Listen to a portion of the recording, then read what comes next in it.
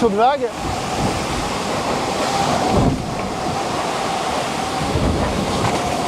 Ouh. Allez, c'est bon ça.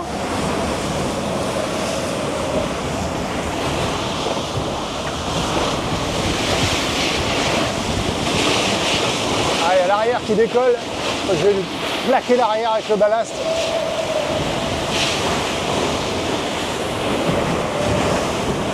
Ah bon, ça lasse pas. Hein. Ça déboîte, ça déboîte.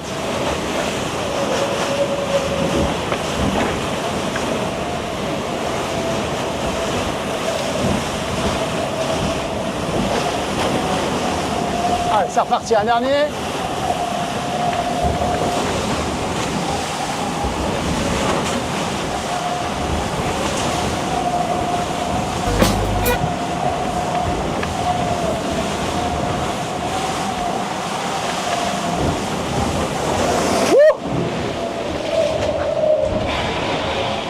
Ah ben voilà, pour finir une douche.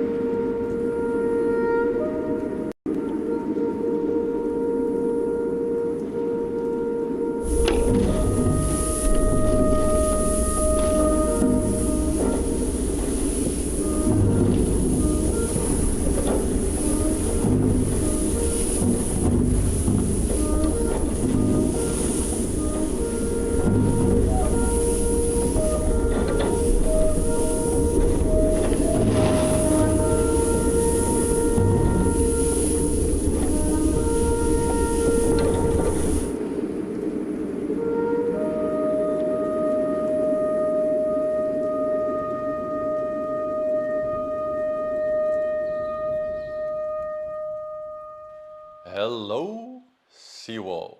Close to Jean, I guess. Here we go. 3.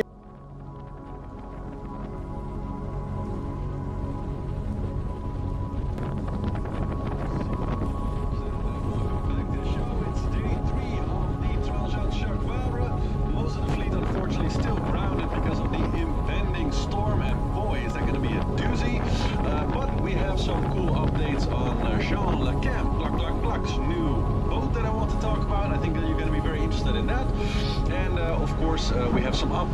called Team Fleet, which are battling kind of a trough in the weather, so not much wind for them. And the weather window I talked about yesterday is actually looking more and more likely like that might actually happen. So that and more in the show today. But before we get started, of course, I hope that you, just like me, have some fresh deliciousness in your cup over there. Here we go. 3, 2, 1. Oh. Ooh, that just hits the spot like nothing else, right? So, let's start with a little weather update because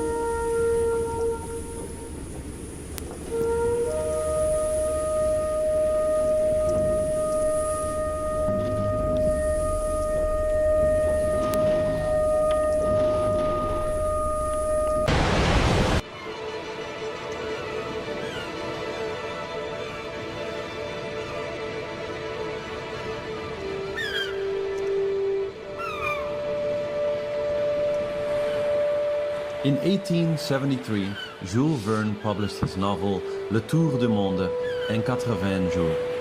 In it, an adventurous and entrepreneurial English businessman bets half of his fortune claiming that he can travel around the world in 80 days. A feat that, until then, was never performed in the history of man. From London to Suez, Suez to Bombay, Bombay to Calcutta, from there to Hong Kong, Yokohama, Yokohama to San Francisco, and on to New York, and finally from New York back to London. It was an adventure that spanned the world, forcing the hero Phineas Fogg to use every exotic means of travel to complete this journey. And as a story, it traveled the world, sparking the imagination of millions. You know what's crazy about today?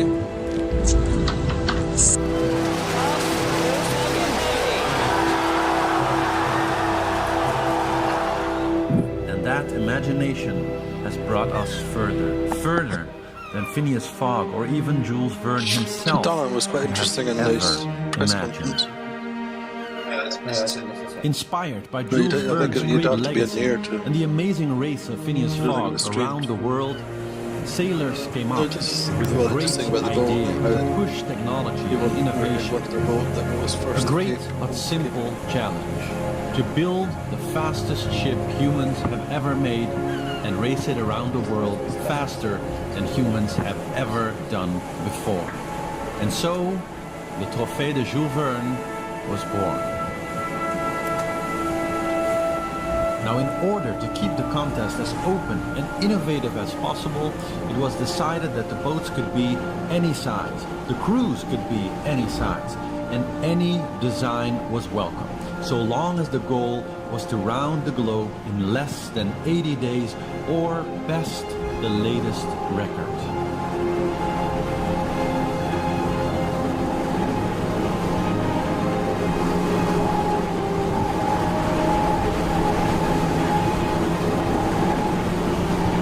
Set by Francis Joyon on Idexport in 2017 of 40 days, 23 hours, 30 minutes and 30 seconds. It is, by all accounts, an almost unbelievable achievement. But now, in 2020, 3 new teams are waiting at the starting line to see if they can round the world in less than 40 days. It is important that we first get to perhaps the most important thing of the entire show. I don't have my official Seawolf mug today because I have this very interesting mug from Reykjavik, actually, Iceland. So, hello Iceland. I hope you guys are ready. Here we go. 3, 2, 1, cheers! Alors là, je crois que c'est la première fois que je vois un arc-en-ciel aussi lumineux et parfait. Trop beau, regardez. Incroyable. Magnifique.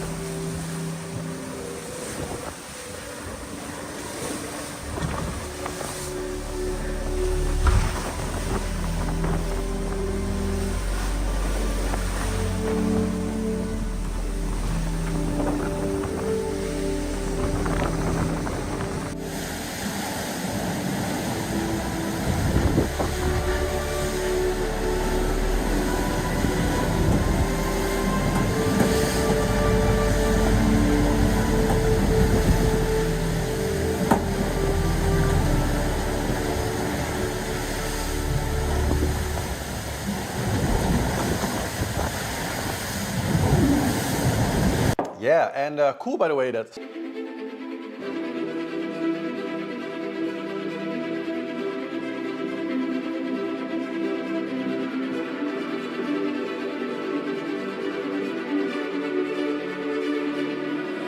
Allez, je vais découvrir le Pacifique et le soleil.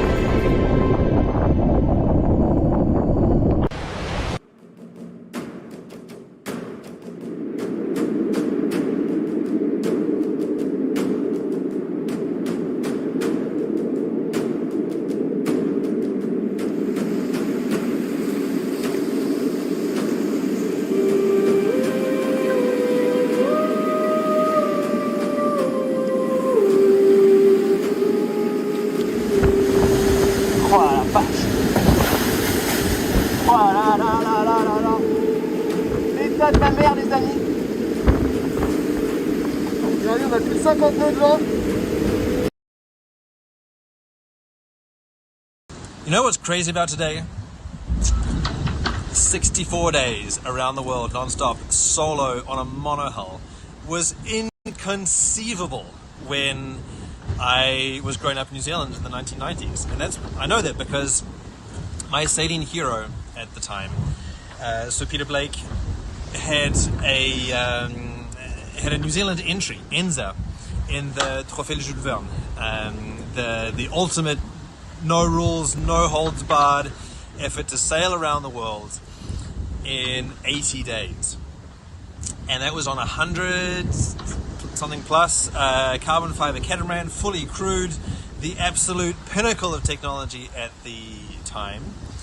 And they just squeaked under the barrier of 80 days, sort of unlocking this sort of legendary story about from Jules Verne. You know, back in the sort of late 20th century, there was this crazy concept of Phileas Fogg and his plucky adventurers going around the world, and that likewise was inconceivable at that time, to be able to, by stint of elephant, steam train, hot air balloon, you know, whatever other means of conveyance that famous Phileas Fogg used. You know, it was mind-blowing then, it was mind-blowing in the 1990s to be able to do it under sail, and it was mind-blowing now that Charlie Darlin has done it solo in such an incredible record time. So first, Charlie, hats off, well done, incredible effort. Hats off, well done to Yoann, who pushed Charlie all the way and kept him honest. Absolutely incredible effort by the two of them, and yeah, just amazing what these Imoca boats can do when they're fully powered up, fully funded. You know, the absolute pinnacle of ocean racing technology. It was a pleasure to share a start line with you guys, even though in effect we have very different boats and we're not in the same race. Just absolutely incredible. Well done to the team. It's not a solo effort, this is a team sport, even though there's only one dude out here getting splashed in the face. So to Mer Concept, to Jean-Luc, his manager, incredible effort. Well done, guys. On my part, we're finally getting into the lighter winds that were expected since a while ago. I'm currently doing a broad reach under Code 0 and J3 here, and the shift is coming, so I've got to go back to the A3, the big Jenica. Got to put up some more horsepower here, and otherwise life is good on board. You can see it's beautiful, sunny. I'm in t-shirts. The Solbian solar panels are charging the boat, and still zero emissions out here, so each one has their own sort of technical challenge, and for the most part my boat is working perfectly. All my sails are here doing their job, so again, well done to Charlie, but for the rest of us, the race continues.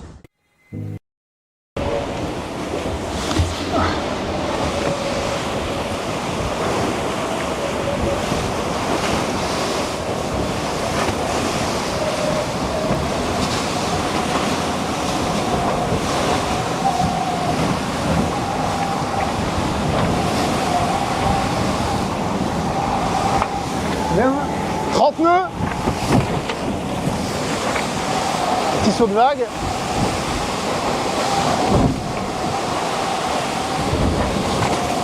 Ouh.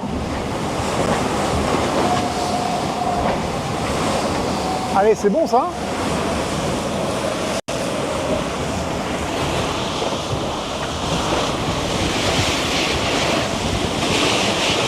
Allez, à l'arrière qui décolle. Je vais lui plaquer l'arrière avec le ballast.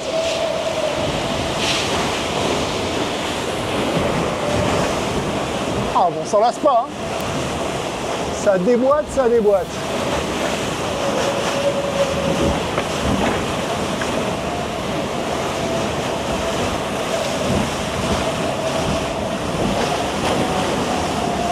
c'est reparti, un dernier.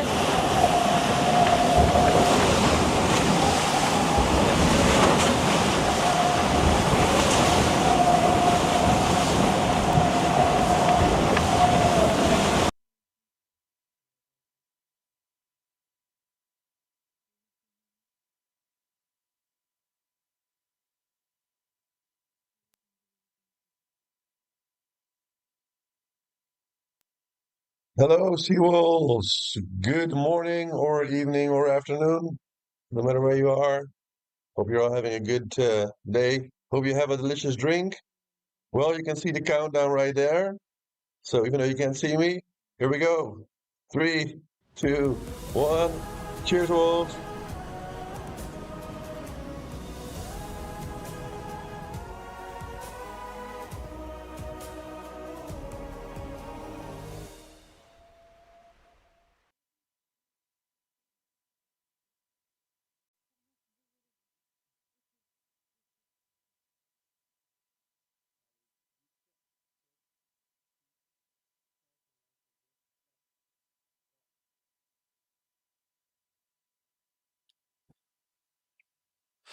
Very good morning. Welcome to Les Sables d'Olonne, where it is clearly a light wind morning out on the water, watching the first images of the finish of Yoann Richome and Patrick Arquet coming in second place in this 10th edition of the Vendeeglobe. I'm joined this morning by Alan Roberts, co-skipper for Clarice Kramer, Imoca co-skipper, Imoca expert, Figaro racer, and indeed 2028 prospective of Vendeeglobe candidate. Alan, your thoughts on the arrival of Yoann Richome coming in second place? It's a fantastic race. This is Yoann's first Vendeeglobe, and he's battled the whole way. He's really had a duel with Charlie the whole way around the planet, which has been really fantastic to watch. Two quite different boats designed to or optimised around different elements of the race course, and it's been great to see them dueling it out, battling out all the way right to the finish here. They've only finished 24 hours apart in the end. Indeed, Yoann still absolutely in race mode. He's only got a little bit of distance to the finish line. He is, I say, sort of pretty light winds overnight. Very, very cold night. Still minus temperatures in the early hours of the morning. So he's going to be super happy to get across the finish line. Here we see the lights of Les Sables d'Olonne. His iconic skyline welcomes the Vendeeglobe skippers back after their solo non-stop around the world race. As Alan said, this is Yoann's first ever Vendeeglobe. He's been in the Imoca class for just over 2 years, a relative newcomer then to the Imoca, and I think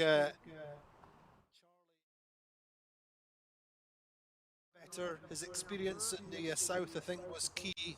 His experience of being able to manage himself over the entire length of the course is perhaps one of the outstanding features that have contributed to his race win, Alan. Again, was really interesting to see here, like Charlie's when the boat looks like it's in immaculate condition. There's not much wrong, there's no paintwork coming off, there's no damage to the sails, everything's brand new. It's really a testament to how these boats are prepared and how well they looked at sails as well. So he's got less than half a mile, I think, to go here to the finish line. He's just coming in. We haven't yet seen the finish line on the videos. Anyway, the good news for Yoann after this freezing cold night is he should be able to come straight into the channel, unlike the winner yesterday, Charlie Dallin, who had a fantastic arrival. Really perfect conditions coming in at dawn. Beautiful sunshine, and then had time to decompress with his team. But Yoann, I think, will just want to get in, get finished, and enjoy his day. As you said, Alan, he's sailed a fantastic race. He's been battling out with Charlie all the time. He's led the race periodically, led at Cape Horn, and has been a really, really even match with Charlie. A rivalry which goes way back, as we said, to 2014-15 in the Figaro class, double winner of the Solitaire. 2016 and 2019 in different classes of boat actually in the Solitaire then.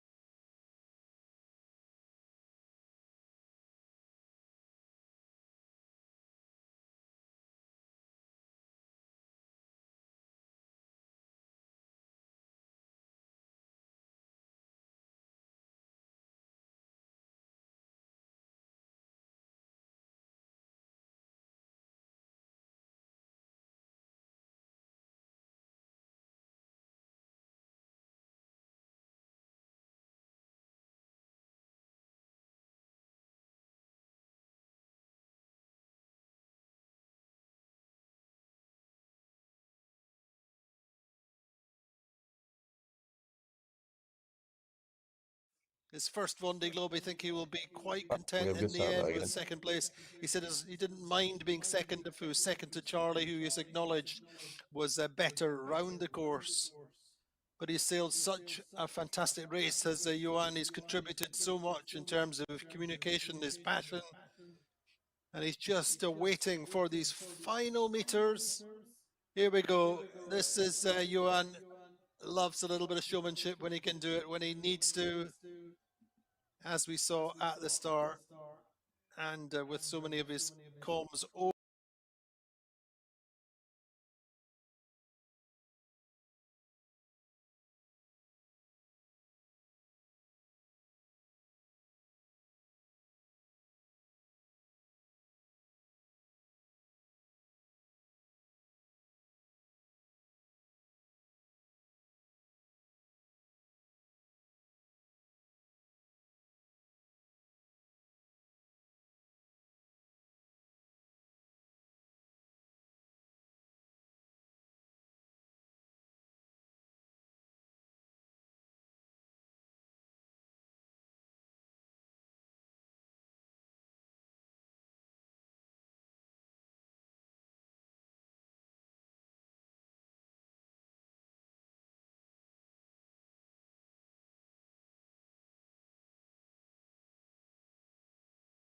Edition of the Vendeeglobe. He's been such a fantastic competitor all the way around the race course, and only in the final days did he miss out to Charlie Dallin.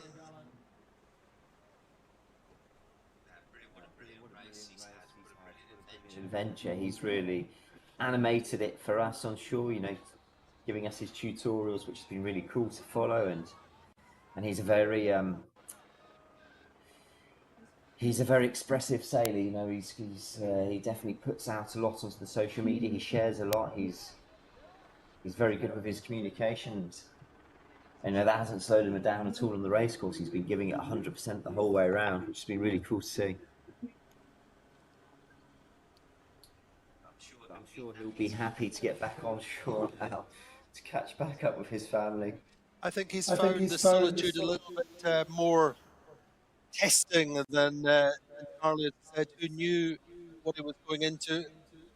Struggled at moments over the course of the race, but this is the time when he reconnects with his close friends or close family, and mainly his team, who's on board, who've contributed so much in terms of preparation, in terms of support over the course of the race and all the build-up.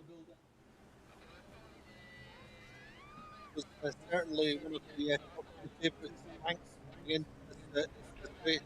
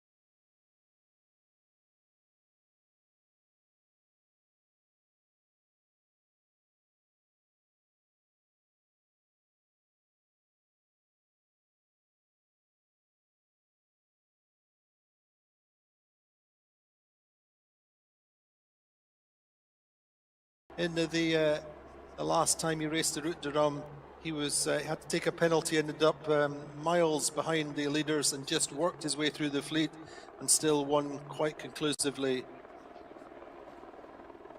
and both times he won the Route de Rome. It was a late project, building a boat in the shortest period possible. But he's an immaculate technician, prepares his boats beautifully. And as you said, Alan, very much in the same mould as Charlie, a perfectionist and very driven by data, by numbers. I think he thrives off of the whole process. It's really interesting from initial design concept through to the training, developing the understanding of machinery they built. So I think he's worked really closely with the architects. He's very much involved. He lives only 5-7 minutes away from where the boat is. Charlie is in the workshop all the time throughout the build and throughout any workshop. He's really engaged in the process. But it's interesting for all that, he's always said that the boat is just a tool. He has no sentimental attachment to his boats. He doesn't get involved in the mythology of races and things like that. And I think a little bit unlike Charlie, it was interesting during the race when he connected with some of the legendary skippers of ocean racing. Charlie was really, he knew the history, their history, knew the history of the race. And I think in that respect, Yoann just a little bit less sentimental. It was interesting yesterday where Charlie said he'd become almost spiritual in some senses, which was an evolution when he considered it as always very Cartesian, and there's a little bit of personal development. So anyway, there we go. Yoann Richome, 65 days, 18 hours, 10 minutes and 2 seconds, taking a very, very good, well-earned, highly respected second place. Great runner-up in this magnificent edition of the Vendeeglobe, the biggest race ever, the most international race ever.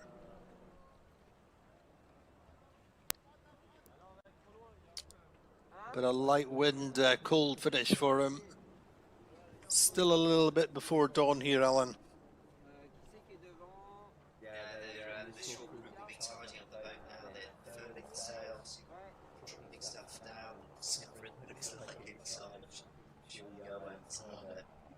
Not left it in too bad a state, but they'll be prepping the boat now to come in. They've got the flags put up on the forestay and whatnot, and quite a bit of work before they can go up into the channel. And then they'll position the boat like they did yesterday with Charlie, and there'll be a full flotilla that will come up the channel at the same time. It's really interesting, these first moments when you arrive aboard, the skipper changing from single-handed mode when he's been out there by himself to being overwhelmed, as you can see from these images, all the flashing lights in the water, really disorientating. And then you have contact with humans, and you want to share little elements of your race. I'm sure he'll be talking to the short crew, people will be seeing stuff as they come on board and asking questions. Yeah, it's always interesting to know what's going through the mind of the skipper. What's he been thinking about in his last nights at sea? What's he doing now?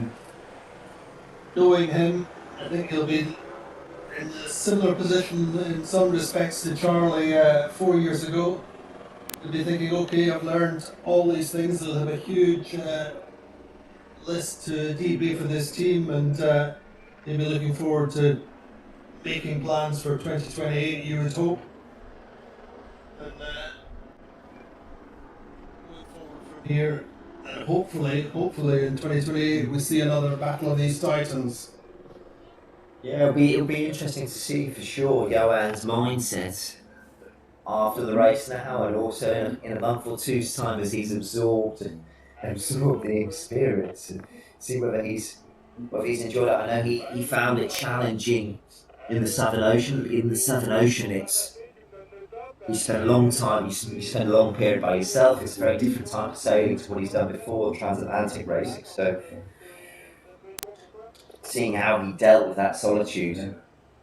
I think he found it harder. We know that he spent more time engaged with the external world, shall we say, with friends and family, and the sort of outside world. We know that he listens to lots of podcasts, and caught up with some rugby matches and different things like that, whereas Charlie is so much more in his own bubble. He has his very, very fixed routines. Charlie saying yesterday he spent upwards of 7 hours at the navigation station or poring over the computer doing his routing, and more time than that sometimes. But he just is super methodical, and he really didn't have that much comms with the outside world. And I think you're slightly different in that respect. It's interesting, so because the rules of the races, there's no outside assistance allowed in terms of performance. But they do have connections, for sure, and as they are free to listen to podcasts, listen to whatever they want on the internet, but also contact their friends and family, which is quite a big change compared to 2 or 3 holidays ago. You know, the internet access is a lot easier today. All the boats have Starlink on board, so they have high-speed internet. Well, it was the thing that Charlie was saying yesterday with the speed of the Starlink that he has, just the much bigger and more detailed grid files, many more grid files and satellite images. He said he worked much more on satellite images and instinct, working with these images. That was as much contributed to his routing at different points in the race. But he said the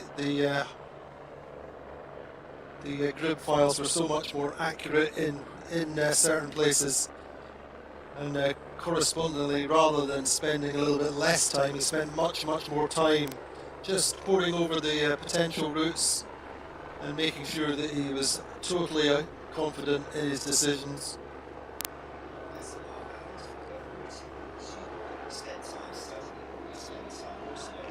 At the end of the day, it's a theoretical prediction of what the wind will be at different places at different points in time. So it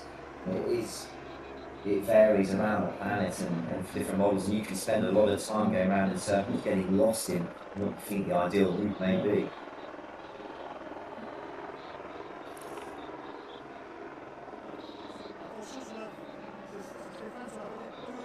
Just looking at his body language, I think everything's caught up with him just a little bit. It's been so intense all the way around the course, of course, and as you said, Alan, this re-entry into the real world, suddenly you're no longer solo. It takes a little bit of time to readjust. I mean, he's known certainly for probably a week, maybe just over a week, that his chances of winning this race were limited. But it'll be a tough.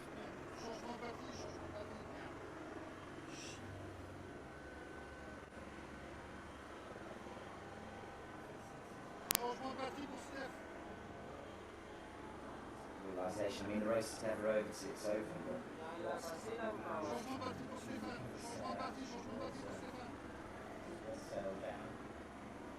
Oh, that makes a difference, sure. He said about a week or 10 days before the finish, he was saying if Charlie won the race, then it would be well deserved. And he was working on his routing all the way in, trying to look for any little option.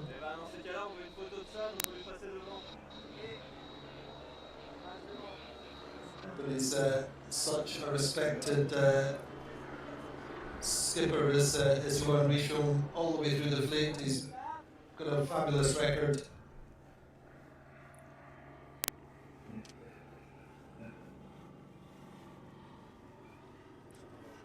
Big welcome for him there. There's plenty of boats in the water, spectators, sponsors, family, friends. I know I know all his university mates have come over from different countries to come and see him into this amazing adventure that he's done. So just a little while before the finish, he said second is definitely the bonus. I'm really proud with how he sailed. He sailed well. He made one little mistake, one big mistake in the low pressure of the Indian Ocean. And he doesn't even regret that test so much. But that was the key moment for him. And he said, I think he thinks he'd still make, given the information, given his experience at that point, he'd still make the same decision again. But he perhaps wishes that he'd stayed with Charlie. But that decision at the time was based on being in Indian. Yeah, I wonder whether that decision was based on multiple elements in there. It was actually, when I saw that, I thought it was almost the opposite. It was the inverse of the characters that I expected. Yeah. Yoann's normally a more emotional sailor. He takes a bit more risk. Charlie's more conservative, and I wonder whether it was because it was his first Vendeeglobe. Charlie obviously was all in this to win. Yoann for sure wanted to win this race, but there's always an element of controlling the risk and wanting to get to the finish line. On est tous en salle d'attente. It's a bit of a switch. Yoann's first interview. Bon, je le coupe. Yoann, ouais. Raconte-nous ton émotion, la petite famille. Ouais, bah écoute, ouais, l'émotion d'avoir fini un tour du monde, quoi, incroyable, quoi. Je sais pas si un jour j'en avais vraiment rêvé, mais en tout cas on l'a fait et voilà, l'impression, mais comme le disaient les autres, parti il y a 2 jours, quoi, on a tenu un rythme incroyable. Moi j'ai navigué comme à l'entraînement, comme sur les petites courses. Like the others, he set up this race que je sais faire. like it was a training session. It feels like yesterday. It feels like yesterday that he pushed off the dock here in this sound. It's been intense. C'est compliqué d'aller chercher, donc voilà. Ravi pour lui qu'il puisse avoir une petite very happy for Charlie. It's been sur le close passé, on va battle dire. the whole way around the world. Pour moi, bah écoute, t'as la fierté d'avoir mené une équipe d'une page blanche il y a 3 ans à une deuxième place very sur le proud Vendeeglobe, to à have built titiller up this le team premier, un from record. blank page Moi je sais pas 3 le record, years mais ago pas très to loin. on the boat Incroyable et voilà, donc and énormément de fierté. to get to this finish line, not just Pour myself, tous ceux but qui the whole nous ont team aidés behind it. depuis Everyone ces who's années, helped même them avant, throughout the tous les process, anciens who's played a sponsors, ceux qui small m'ont permis part, d'être là. not Et just ouais, juste in this project, but the whole way through his career, from starting from zero, everyone who's given him an opportunity, thanks them for their participation in this moment. C'est vrai que c'est une aventure incroyable. Je pense qu'on s'y était vraiment bien préparé aussi, c'est ça cette fierté, c'est pas que la course, c'est tout ce qu'on a fait avant, dans ma tête j'étais prêt, le bateau il est This has been a beautiful adventure, and he feels like he was prepared from this, from day one. Everything he's done has led up to this moment. The boat was in perfect condition and had very little problems at sea. He's very proud to have been there and been part of the sea. Tout le temps, tant dans la découverte du monde, parce que c'était un tour déçu, et puis de la régate au contact avec Charlie. So from his rookie lap, it's whatever he takes a lot of pleasure, what's it like for him? C'était même pas celle de café, c'est parce qu'à travers mon Vendeeglobe, tu vois, faire une mauvaise place, pas la vivre, parce que je sais que ça vit quand même. J'ai bien les régates au travers des résultats notamment. Et l'autre c'était de rien voir du tour du monde, de partir des sables et de revenir au sable et de pas avoir vu un bout de terre, quoi. Et ça n'a pas été le cas, et c'est vrai que j'étais assez émerveillé. Je rêve de voyage, de découvrir ces îles avec The large element of this is the voyage. It's the elements, the discovery of new things, new experiences, seeing the wildlife. Après la régate, c'est celle d'avoir le plaisir d'aller naviguer autour du monde et de le découvrir de cette manière-là. Donc c'est vrai qu'à chaque fois que j'ai pu voir une terre, j'étais un peu comme un gosse. Every time you see a new island, he was like a small kid, poked his head out the window and he'd be looking to see what was new. He's very honest, it wasn't an easy Vendeeglobe. There was some very difficult moments, physically immensely on board. And sometimes the boat was absolutely horrible. It's hard work. In the Southern Ocean. And other moments, the boat was really easy, the weather lined up for them. Et ça, c'était beau, c'était génial. J'avais eu peur quand on a descendu. And when the boat works well, when the weather all lined up, it was just beautiful. It was awesome. Et tout, puis après, ça s'est largement accéléré, et c'était génial. Et ravi de montrer le potentiel de ces bateaux qui ont largement And then once rounding the Horn, they thought it might have been a long trek back up to the Salmon, but in the end, the weather brought them in really quickly. And he's really happy to show the full potential of this boat.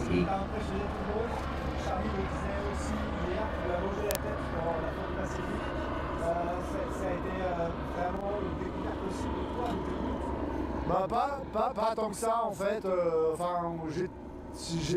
Je sais que je suis bisu. Je sais que je suis bisu du Vendeeglobe, mais j'ai pas l'impression d'avoir découvert le Vendeeglobe. I don't feel like this is me discovering the Vendeeglobe. J'ai pris du plaisir sur l'eau et même dans la durée. Really enjoyed my time during this project and at water, and that's, to be honest, surprised me. D'une certaine manière, une sorte de récital personnel de mes années d'entraînement et de course. Ça fait 15 ans que je fais ça, et c'est vrai que c'est ça qui est génial, c'est d'arriver à 15 years that Yoann's been racing, and this feels like a summary. Je sais pas si j'ai le droit de dire ça, mais d'une certaine manière, d'arriver à reproduire régate après régate, c'est ça qui est difficile. Et on voit bien que ça tient à un fil, ça a tenu à un fil probablement pour Charlie. Et voilà. J'ai voulu t'avouer un truc. It's a delicate balance, you know, to be able to be consistent in sailboat racing, in offshore racing, it's an incredibly hard thing, and you know, it plays at nothing. There's the difference between winning the race, finishing second, and not finishing at all, and you know, coming close to fishing boats, cargo ships. Any of these moments could be race ending. And he says, you know, probably for Charlie it was the same, and that's what it felt like for him. Yeah. Well, I'm relieved to have finished. It was, even though it was a short Vendeeglobe, it was still a long race, 65 days, but I didn't see it go by. I feel like we left 2 days ago, the rhythm was incredible, and we had such a fight at the front. I mean, I don't know how you can now come to this race, expect to do a good result without even spending a few years on the Figaro circuit. It's such a high level now with the boats and with our level of training that it's an incredible race. I loved it. I saw so many things that I enjoyed the time I spent on the boats, and I'm impressed with the level of the boat that we had. I've barely done any work on it. It would be ready to go back if it needed to, and that's amazing. I mean, we started from a blank page 3 years ago, and we knew we had to catch up on the others. We caught up on quite a few people, just missed one.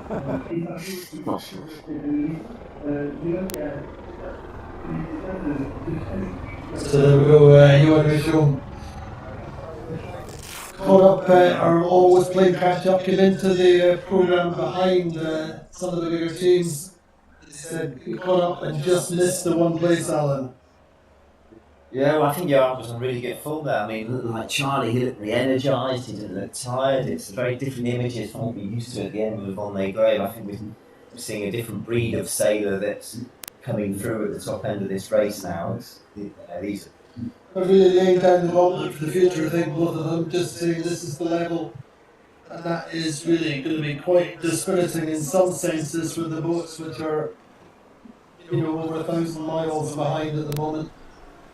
And are almost, or probably a week behind at the moment, looking at what they have to try and achieve if they want to come back to beat these two in the future. They're certainly setting the bar high there.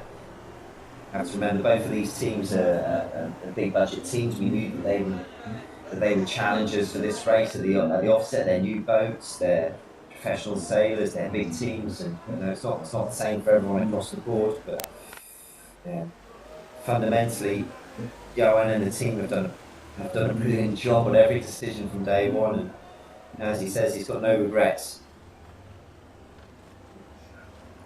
That's the important thing, I think, particularly for him. What a moment. What a moment. And here he comes, starting to enter the channel. And this time, unlike yesterday with Charlie Dallin, Yoann will come in all the way to the victory pontoon. Crowds were still coming out early in the morning.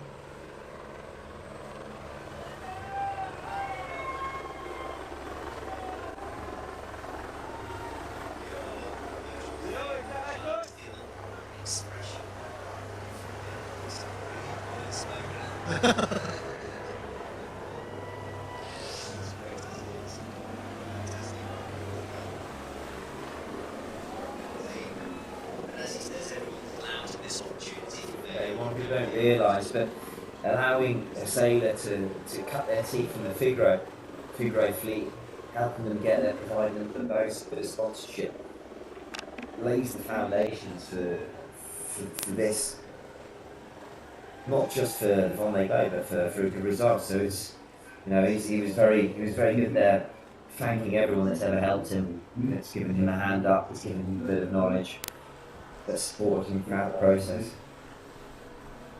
He was selected in essence to this program. The program is run jointly between Paprec, massive recycling company in France, headed by Jean-Luc Petithuguin, a family firm initially, and Arkea, who are a French bank, who are big supporters of sailing in France.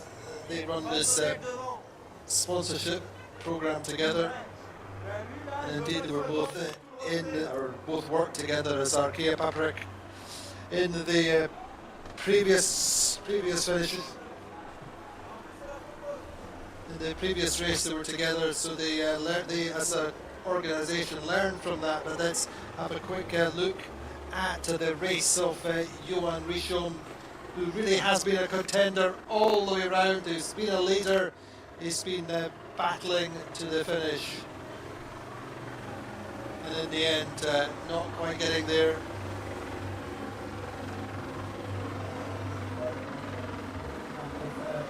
Yoann Richome's race led early in the race, led around Cape Horn. Set a 24-hour speed record at one point. It was a great moment of the race where Nico Lundven had just set the 24-hour solo record, and Yoann came back a few days later and smashed it, and that was the sequence. But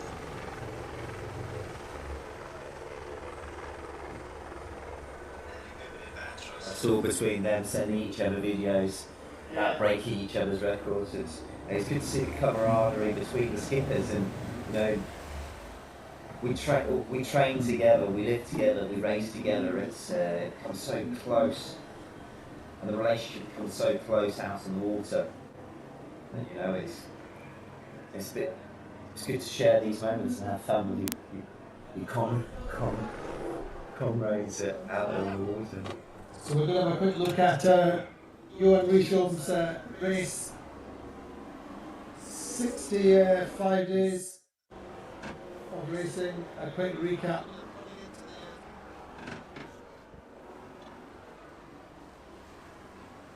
Him to a T. Following a strong gale off Cape Finisterre, the Atlantic descent was marred by unusually light trade winds. Richome crossed the equator at night in 5th position. He expected tougher conditions. They came in the form of a low system off Brazil. He propelled his boat forward, endured the speed, impacts and fatigue to break the 24-hour distance record twice. I have a message for Nico Lulu. Sorry mate, I feel really bad, but I pinched your world record, 551 miles. We'll settle things in the south. After this mind-blowing run, Paprec Arkea's skipper rounded the Cape of Good Hope in the leading 4, 3 hours behind Charlie Dalin.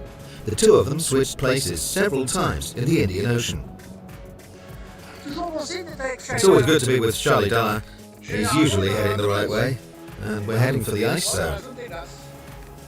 A big southern low ended up separating them. Yoann Richome chose to avoid it by taking a northerly route. His rival charged into it successfully.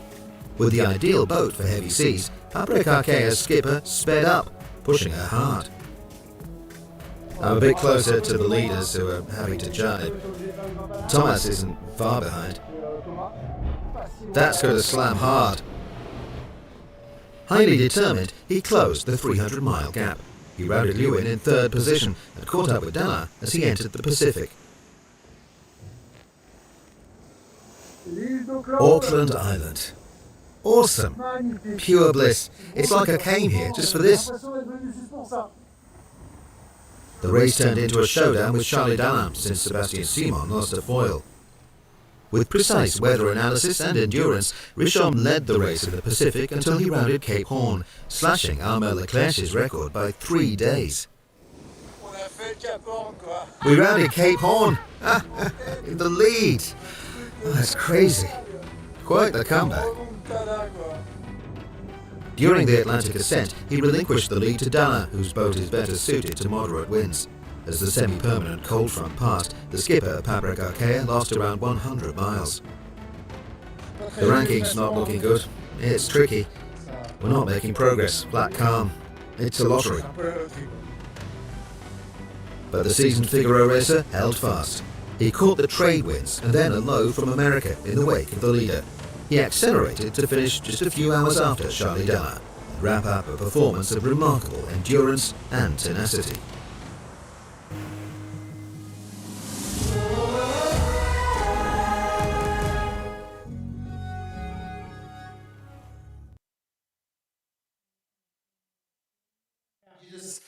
All these memories, all these images of Yoann Richome's race come flooding back, but the key moments I think were coming out in that semi-permanent cold front off Rio. That was the point that Charlie got away, and I think then I think Yoann probably knew it would be difficult for him to win the race. From Cape Horn up to Cabin 3 where they crossed the cold front, and it was Charlie's boat who's maybe a bit better in the transitional zones, a bit easier to take off, and his positioning just meant that he was able to get the jump on Yoann, and once he was ahead it was quite hard, because as you come into the trade winds in the northern hemisphere, you touch them first, you accelerate a bit more the bit further north you are, and that coupled with the fact that Yoann then had an issue with his Jaser and it lost him a couple of hours, made life hard for him, and it was all straight line into the finish pretty much. They went from Brazil all the way to the Brittany coast on one tack. There was no tactics really, no manoeuvres to do, which massively reduces your opportunities to attack, if you would. But great to see how he animated the race. Just a quick reminder of how much he enjoyed it, how much energy he put into the communications. And he's going to really enjoy this passage down the line. I'm sure there's thousands of people out for him, even though time is only 7:45, still a little bit of time before dawn.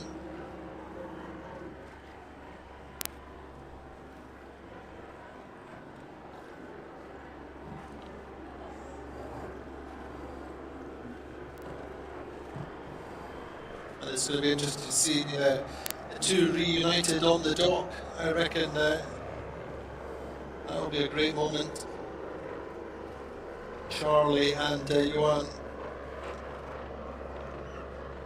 It's a great reminder of how close they were at times. They raced in the south and could see each other sometimes.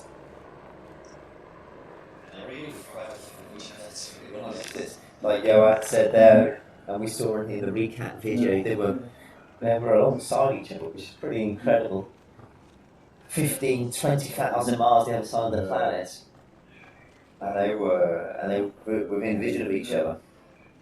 That's right. I think that was one of the key moments. That was when Charlie. There was a key moment when Charlie was making his repairs, and Yoann knew that he was slowed and was winding him up a little bit on WhatsApp and asking him what he was doing, and he was getting a wall of silence. That's a bit of a difference between the two sailors. Charlie is definitely very, very much reserved. A little bit more introverted, and Yo-Yo's the more extroverted. And I think it's interesting because you always get that kind of crossover in that situation where Charlie wants to be a little bit more Yoann, and Yoann wants to be a little more Charlie. And that was quite insightful yesterday when Charlie was talking in his press conference. He was saying that he found himself dropping into sailing like Yoann does, and he really had to reset and go back to how he likes to sail, making more empirical decisions, I think, and staying on top of and control of things. And he actively reset, and after that he said he felt so much more comfortable in the way he was sailing. It was more efficient for him, and he sailed better, and that was, I think, in the South Atlantic. But there we go, starting to see dawn breaking over Les Sables d'Olonne with Yoann Richome having just finished second in his very first Vendeeglobe, referring to himself as a bisou, as a rookie. But it's certainly not a rookie performance. Only one skipper finishing ahead of him.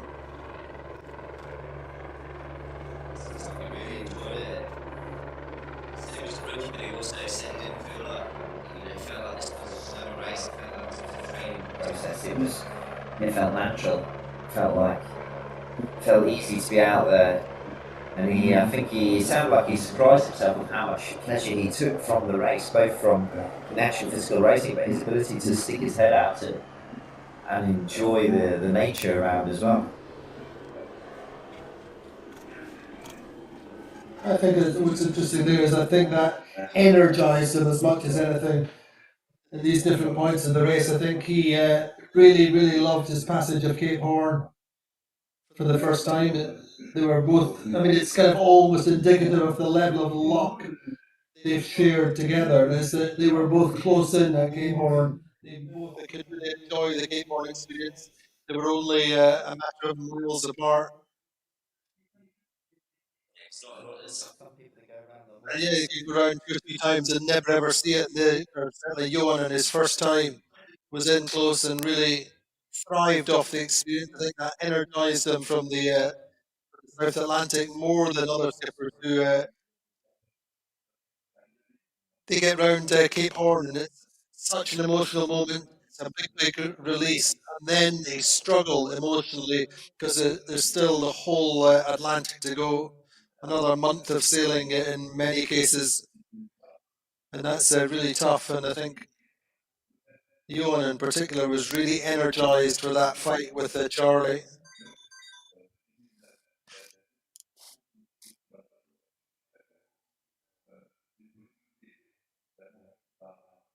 So just coming into the channel, this spectator fleet and the VIP boats, both say Arkea and Patrick, very, very significant companies with large numbers of guests and visitors here to welcome Yoann back. So again, a little bit in contrast to Charlie, Yoann does come from a sailing family. His biggest early sailing experience was doing a transatlantic race with his family, and even before that, he'd never really considered sailboat racing, and certainly wasn't dreaming of the Vendeeglobe until later on in his career, I think, unlike Charlie. As you can tell, with Yoann, it's very obvious that he grew up, or he had spent 3 or 4 years in the US in kind of middle school, I think. His father was worked in the motor industry and was posted or had a job in the US. So he was at school. It was quite interesting that he started off initially in a kind of private school, a very expensive private school, and then he decided he didn't like it and moved to the public school system, which is a little bit more challenging for him, but obviously being French, but he really, as is indicative of his character, he really thrived on it, enjoyed the challenge and got fully involved. And that gives you a little insight into why he is such a great American English. Southampton. Yeah. So they spent both of them spending a lot of time studying naval architecture there, but also learning English, and I think that's also very telling of who they are. They're people who love to learn, love to develop, and very skilled sailors and people.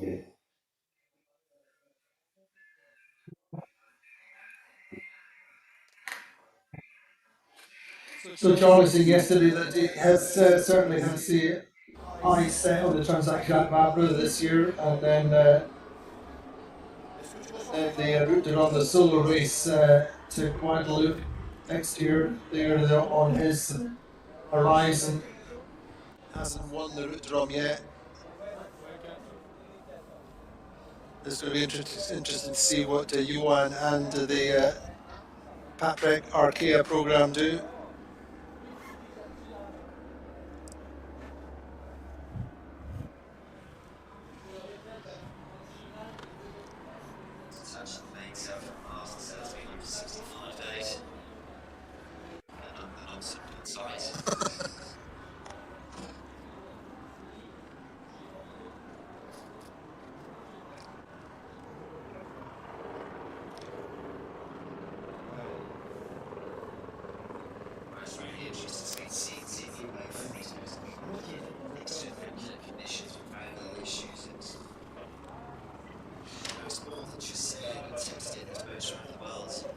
And again, I think in some sense it's almost more impressive with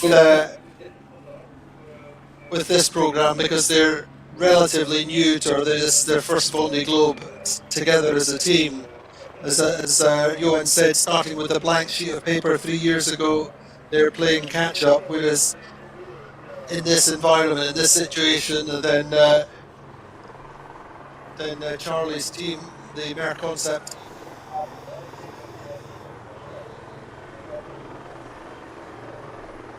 with Francois Gabard, and then with the Charlie's first race, last edition, bringing all that accumulated experience, all the knowledge of what, as you said, what's reliable, what works for the skipper, customizing the program to the skipper.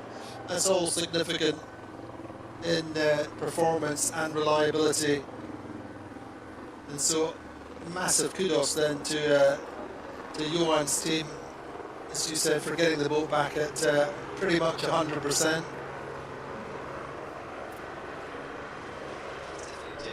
Between the teams, massive, I require Shane, they've been together for 2, maybe more Combe cycles. They know each other, they know their processes, everything's in place, so it's more of an iterative progression, whereas for Yoann, they came in and they had to invent and they had to write all these processes, and they had to go out there and condense all their learning.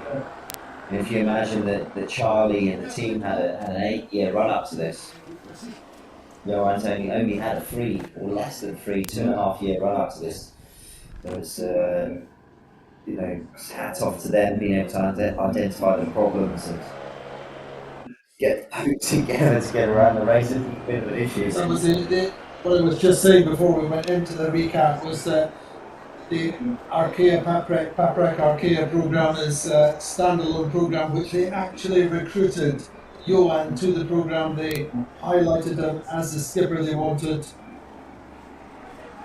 And I think in that respect we all watched Yoann's broadcasts all the way through the last edition, particularly his meteo strategy programs, which he did every week, and that really highlighted his skills as a meteo strategist. I think that contributed to his selection, obviously with his race record in the Figaro and the Class 40. Well, actually, Yoann, these things are linked. Yoann served the same team as Charlie, which was Massif. They're driven by Francois Gabard's concept. So he would have definitely picked up while he was in that outfit a lot of the techniques and processes they had in place already.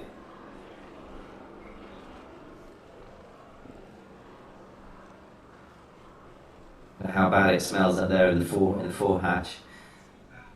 All the rubbish bin bags would have been thrown up into the fore peak.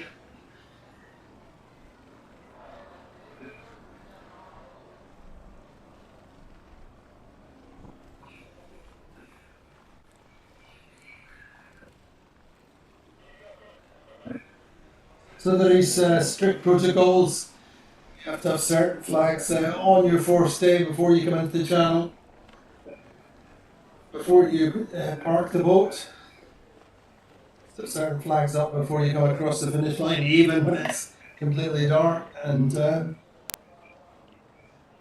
all these things are laid out. Talk to us a little bit about the road books that these guys work to, Alan. Yeah, for so many different road books that really detail and lay out the processes, the timelines. Yes, so the machine's hugely complex, so any manoeuvre on the boat requires, carefully thought out procedure, timings to carry out, not just for performance sake, but also to ensure you don't break anything. These, they're very delicate structures, they're lightweight carbon fibre, eco foam sandwiched boats, so one small mistake can end the race by breaking a pretty major element. So part of the training process will be working through the procedures, understanding what you have to do, and then trying to optimise that procedure so that you can do it as effectively as possible with as little risk as possible. So they'll spend a huge amount of time building these, call sheets, if you would, and that will be for a manoeuvre, but also processes that they'll run throughout a day or throughout a week or throughout different phases of the Vendeeglobe. That will be checks of the boat. We'll regularly be going from bow to stern, from the front of the boat to the back of the boat to check all the composites okay. We're regularly checking halyard locks, sails, mechanics, engineering, hydraulics. So they'll run all of these checks pretty regularly, because the problem is if you wait until you have an issue, it's probably too late. The guys are carrying spares on board, and they'll know their boats inside out. They'll know how to repair them. But the best way to avoid having an issue is to ensure that you keep on top of it before you even get one. So regular checks throughout the boat and servicing. They have to know the whole boat inside out, the winches, every element, hydraulic systems. Now that takes a huge amount of time, because if you change an element on the boat, you may have to change your whole process around the new part that you have on board. The other thing, of course, we have on these boats is a lot of load cells. They have a lot of numbers, a lot of data all the time, so they can control and understand the loads that they're running through the boat, through the rigging, in the foils, so that if they are overloading it, they know that they can back off. But again, you need to understand what the numbers mean. You need to have done the work with the architects. You need to have done testing and really built up a database of knowledge to help you understand what you have. The other thing is they carry a build up a meteo road book. Different potential meteo scenarios, the different sections of the race, which are based on historic data. If you see this, even down against the cloud patterns and the main systems. Yeah, so they won't know what the weather's going to be like for them, but you'll work for a lot of statistics. They'll look over the last 10, 20 years of data, run lots of routings. They'll look at previous race courses to try and understand it. I mean, there's basic things that they can plot out and understand before they start, just where all the islands are, the known factors, and then how the tides and current streams run around the world. But all of this isn't learned overnight. It's built up throughout years. Part of obviously what Yoann did in the last Vendeeglobe wasn't just for him to share with the public. It was actually him living his Vendeeglobe. That was him preparing. Learning. So basically, what we're saying is that Yoann ran his Vendeeglobe from home in the last edition and tried to live through the meteo situations and make his decisions as if he were racing. Absolutely. He was quite forthright in terms of what he thought of some of the other skippers' routing. But anyway, he looks pretty relaxed, trying not to get involved with the jobs that are going on round about him. And there's just starting to get into the channel and see the crowd, I think.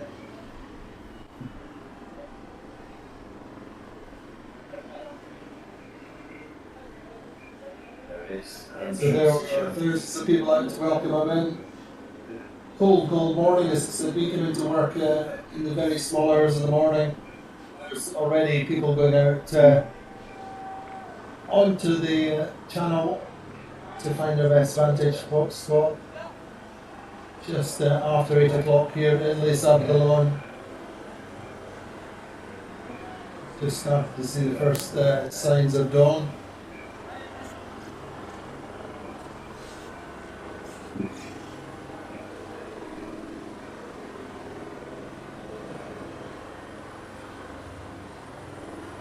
Starts off to get into the channel on the ebbing tide.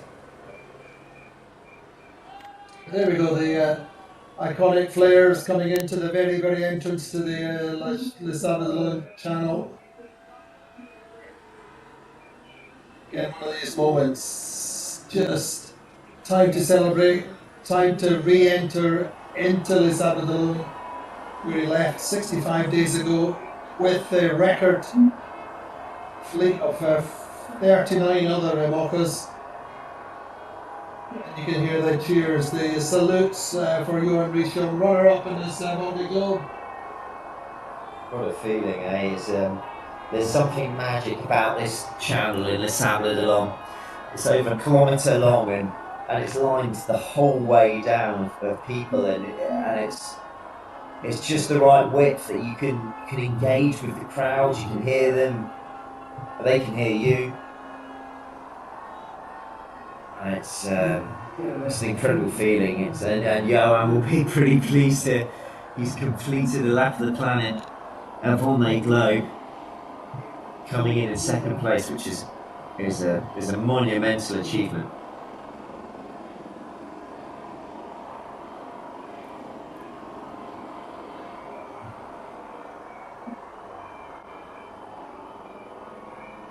I would say many times before that no matter the time of day and night, there will always be a welcome, even if it's in the small hours of the morning. People travel from all over France, and indeed from other countries. An English couple who are down here just to do the finishes. Doesn't matter who's finishing, they'll be out on the channel sides to just cheer the return of these triumphant skippers. See behind there in the flats, the locals they're all up in their flats, looking out.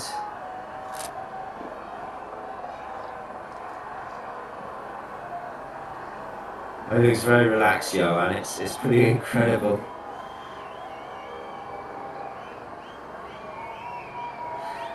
And again, it's one of these moments that you dream about the Vendeeglobe, where you're aspiring to do the Vendeeglobe. Inevitably, these moments run through your head, and now it is that time. You re-enter the channel, heads into the dock in Portelona. Step back onto land for the first time in 65 days.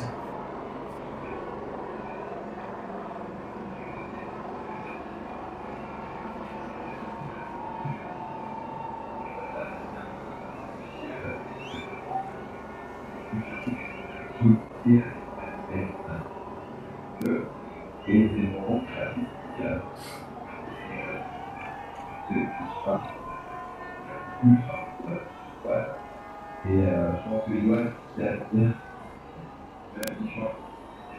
It's really amazing to see so many people coming down to middle of the week. Yeah, it's the morning. One of the things, I guess, or one of the things with as Les Sables at the moment, in particular for the locals, is a morning finish like this is great because they can do a finish and they go off to work at 9 o'clock or 10 in the morning, do their working day, and hopefully it's another finish later on in the day or during the night. That's the way it works for the locals. It is their race in so many different respects.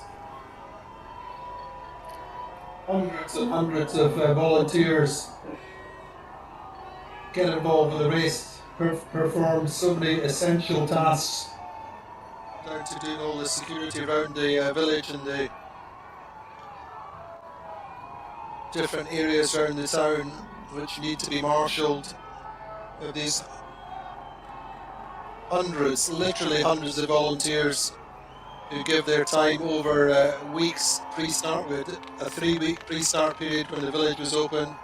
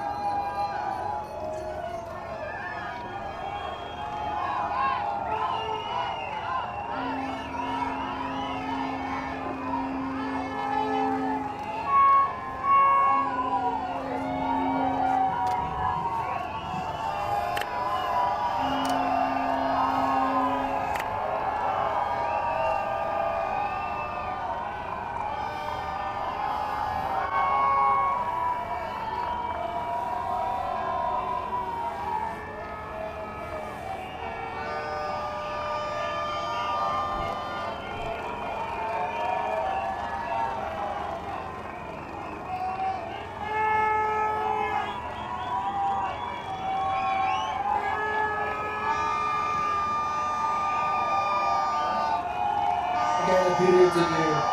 He's in no rush. This section through the channel takes as long as he wants it to take.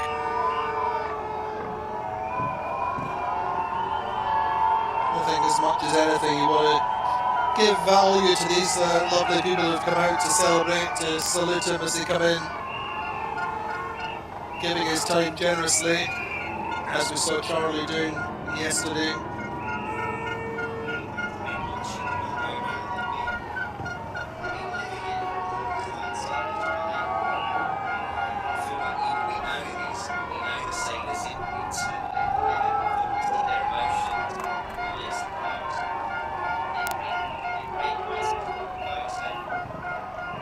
There's definitely a massive connection that you can feel with the sailors, so nice for Yoann to, like Charlie did yesterday, said Andy, for him to share that back with them. He's definitely engaging. I think Friday though will be a big day for the Sables alone. I think it will become a long weekend of celebrations. If Sebastian Simon comes in third place, he will be the first Les Sables alone based and bred skipper to finish on the podium of the race. I've had skippers from the Vendée region finishing on the podium before, but this is the first time that somebody's grown up with the Vendeeglobe as the backdrop to their life so far. He will actually sail back across the waters. He sailed as Optimist as a 10, 11, 12-year-old on his Amoca, taking third place, and that's going to be a big Friday and a big weekend in Les Sables d'Olonne. But today belongs to Yoann Richome.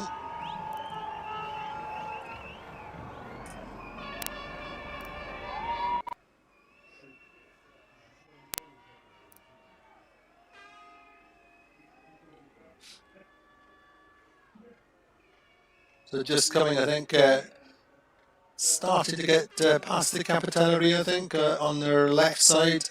This left side coast, or this left side of the channel is La Chaume.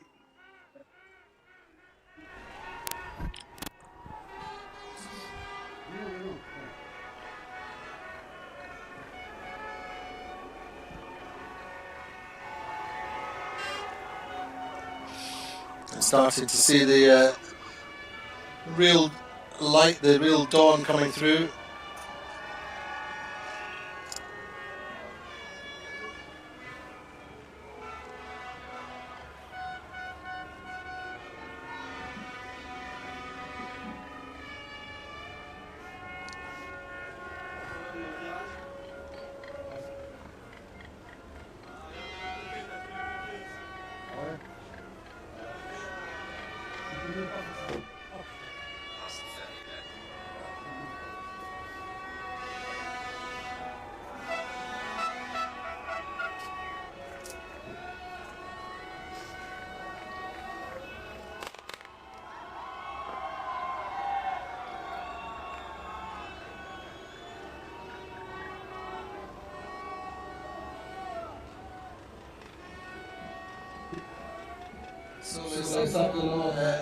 Greeting Yoann Richome as he heads in towards Portolona and the Pontoon d'Honneur, and what will be an intense day for him, an enjoyable day for him. The media waiting for him, and same process as yesterday with Charlie. We'll do some interviews on the live stage for the public. This is why we see them all heading towards the race village as fast as they can to get the best possible spot to get a selfie. Indeed, we were just saying yesterday how that's become such a part of the walk from the boat to the stage. And why wouldn't you?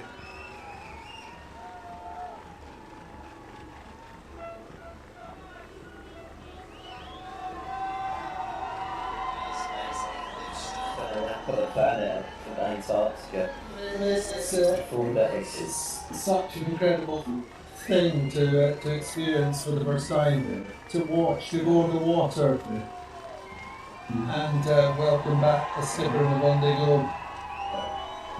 Because unlike any other sailing race, it's an absolutely incredible moment when you find this tiny, tiny little dot on the horizon that gets bigger and bigger, and you catch sight of and then lock eyes with the skipper for the first time, and they left Les Sables d'Olonne. They've sailed round the entire planet non-stop, and this is them coming back. It's really it's one an iconic moment in sport.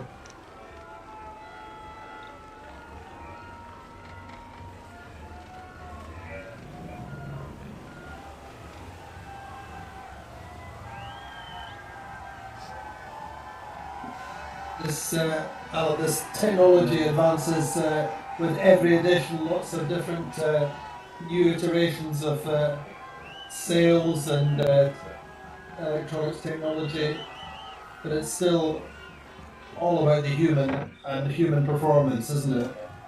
It is, but a lot of that comes from decisions that are made way beforehand. You know, it's as Yoann said, it's the training. It's the he had a good comment there. You can't imagine anyone doing this race that hasn't done at least a few years in figure eight. It's a huge amount of preparation for the human.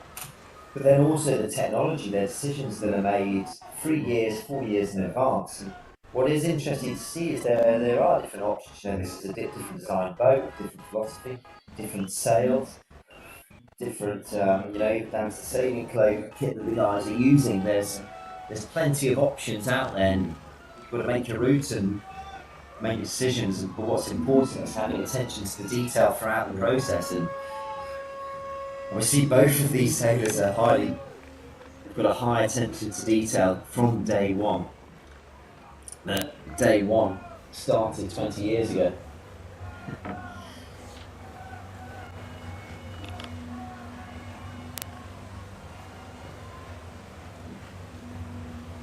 On est parti pour le ponton, on est parti. C'est parti. Okay, so we're heading for the pontoon. Past the salary now. On the right of the screen, on the left of the boat. You know, to be the harbour master and Les Sables there. What about you? Yeah, they're very passionate. They're passionate about it. Same guys been here for the last 3-4 Vendeeglobes, and they really love it. They love the cycle. They talk about the Vendée cycle, and it's amazing. Everyone who feels connected to this adventure, to this story, you know, it's more than just a race. Absolutely, certainly for the townspeople of Les Sables, they support everyone. They are right into meeting and knowing the skippers in the build-up period. Obviously, they're local favourites and the skippers who have come to be based here.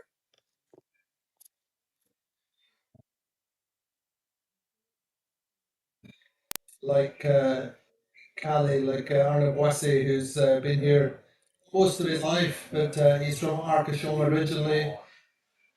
Benjamin Dutroux is a Vendée skipper from the Vendée who's adopted and lives in Les Sables, who's got a boatyard just down the coast.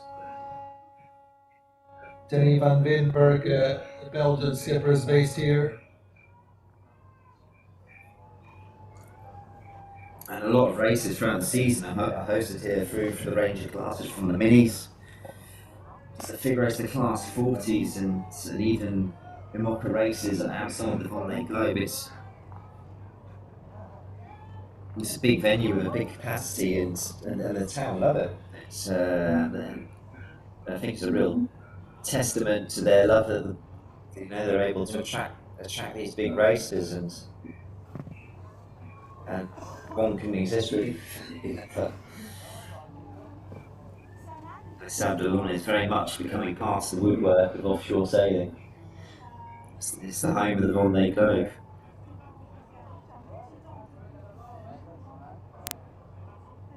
Yeah, what a beautiful morning.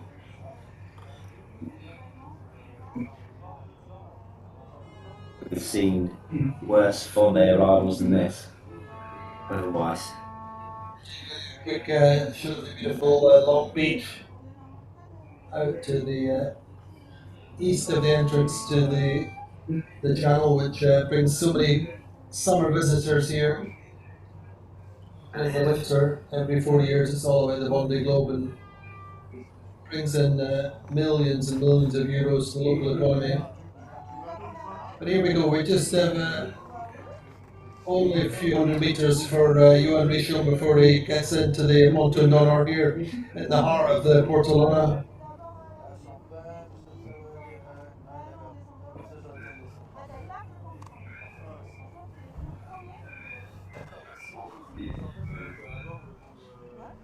To see the race village, the lights of the race village.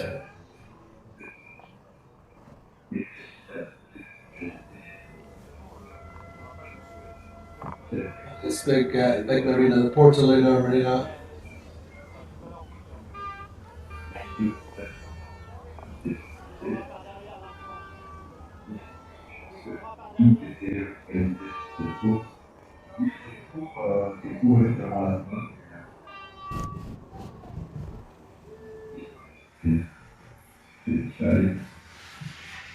So Yoann, as we said, cut his teeth very much in the solitaire. This one design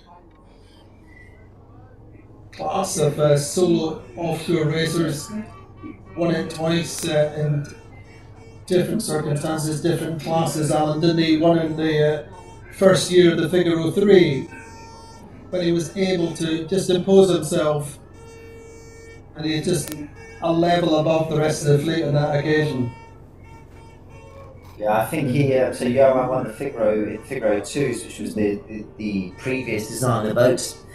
Symmetrical spinnaker with a pole, and then the class changed the figure eight fleet. Yoann was pretty active or proactive, let's say, in the design of the figure eight fleet. Was heavily involved in that as a class representative, representing the interests of the class. So, you know, being naval architect, that was really important for him.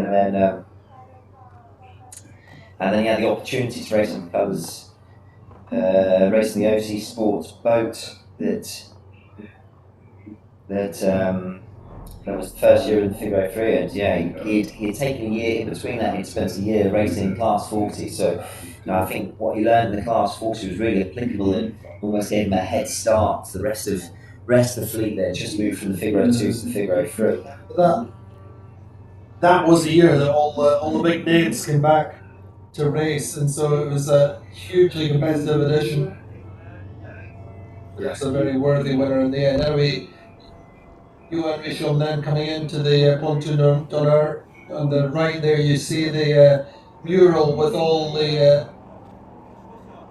caricatures of their Vendeeglobe race winners over the 9 editions so far. In 4 years' time. And Charlie Allen's face will be up there as well. It's interesting to know yesterday he was saying in his press conference that he came in 4 years ago to the same hall, and there was a moment, even though he'd finished first, there was a moment when he just looked at the wall and realised that his face would not be going up, it would be that of Yannick Verstappen.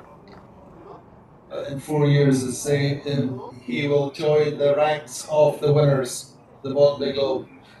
And who knows, maybe in the future, Yoann Richome will join the ranks of Vendeeglobe winners. Certainly, on the evidence of his performance as a rookie, you'd have to think that's quite a possibility, Alan.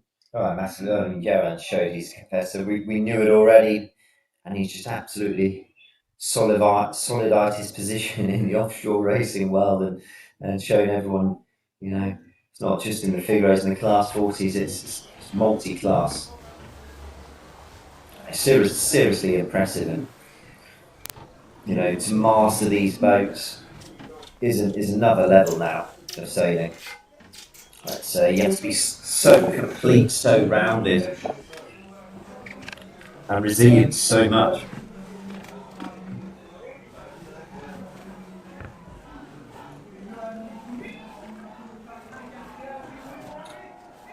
So the public here in the race village just getting the first sights of Yoann Richome coming into the pontoon d'honneur.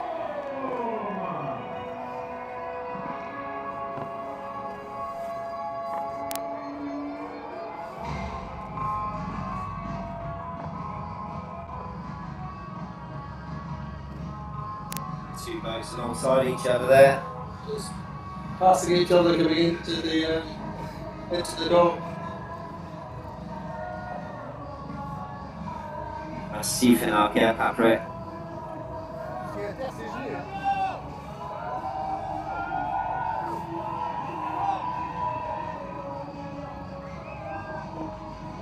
This will be a pretty emotional moment for Yoann. He hasn't, unlike Charlie, we haven't seen his family yet on board, so I'm sure they'll be waiting on the pontoon for him. He has a young family as well, doesn't he? Yeah, wife and kids.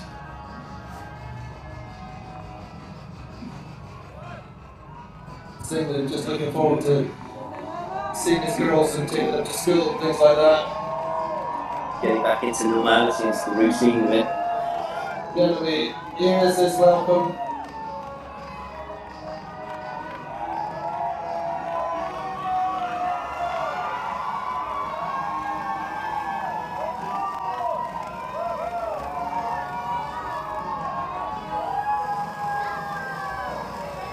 We're proud of you, Yoann, says the sign in the background.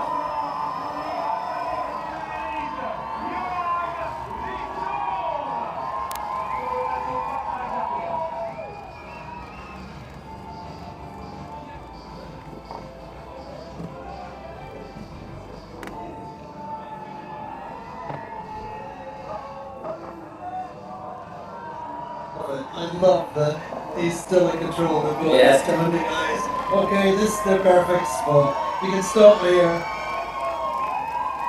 Giving the bow left distances. He's been sitting in his hands metaphorically all the way in, trying to just relinquish control of the boat to his team. Runner up in the Vendeeglobe, Yoann Richomme.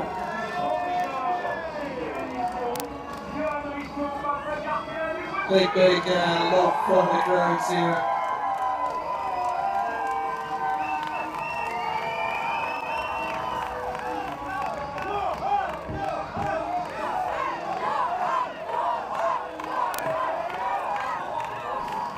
He's enjoying this moment. He's a little bit of a natural showman.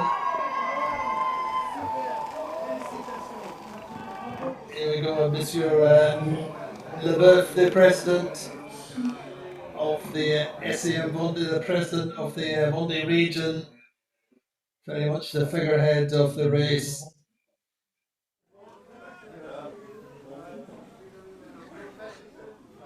A little bit of a show on himself as Monsieur Leboeuf. Taking a little bit more care getting back onto the pontoon as yesterday. A lot less time on the fender.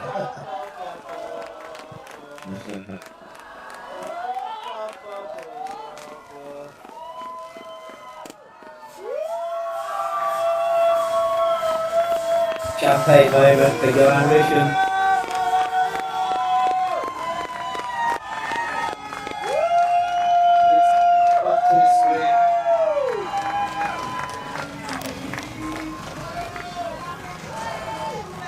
A little bit from the boat.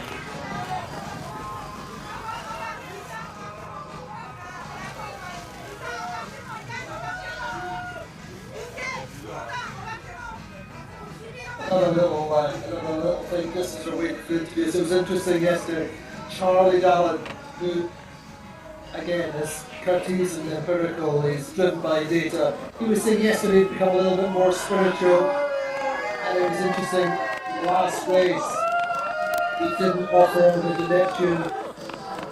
This time he was much more careful. He topped his boat, he broke the Neptune, made his little offerings, and made sure paid off for him.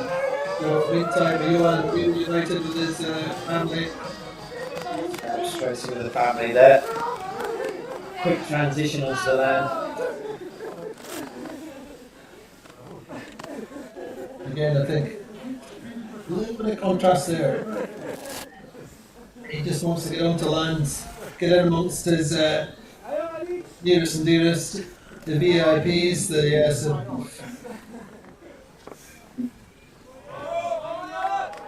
sponsors who have supported them.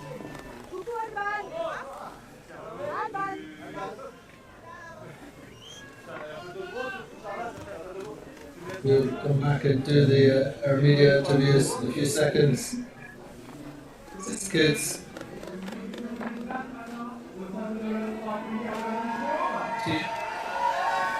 For the technical team.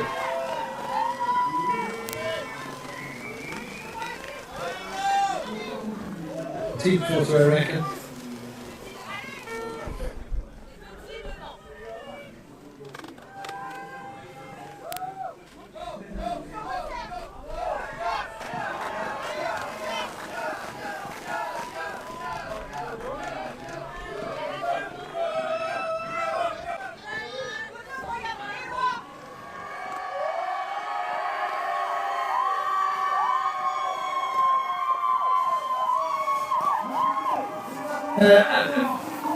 Après second overall, Yoann Richome getting the champagne bath. That's the real reason why he's wearing all his foul weather kits still. I think it might be something to do with the sub-zero temperatures, but certainly that's the benefit for him. Side benefit, but it's interesting. Charlie kept his salopettes on all the way into the late afternoon. And there we go, Roman Menardin as project director. Yeah.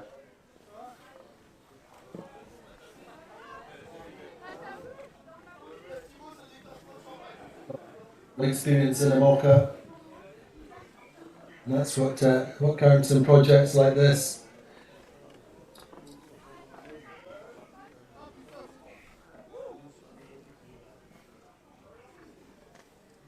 Mr. Leboeuf and the President waiting to address Yoann.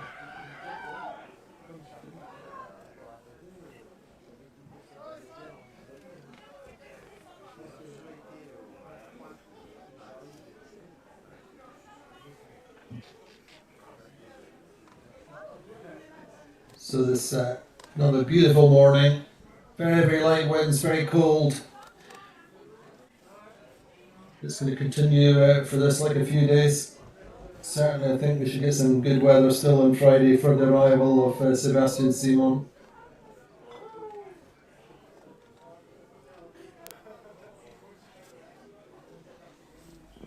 Yoann taking the time going around his team, saying hello and thanking everyone.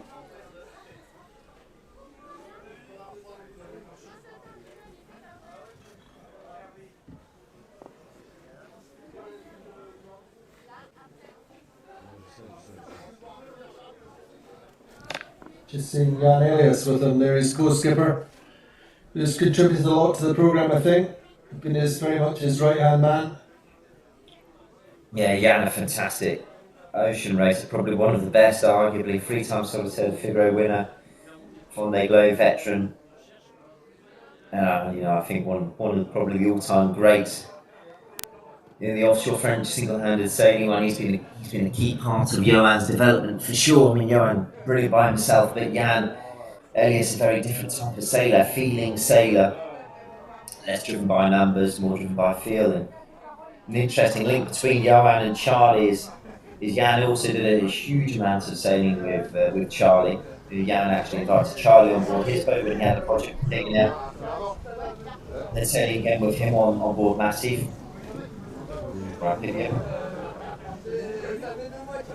It's interesting that he's ended up through choice with you, as you said, contributed a lot to it, but keeping things simple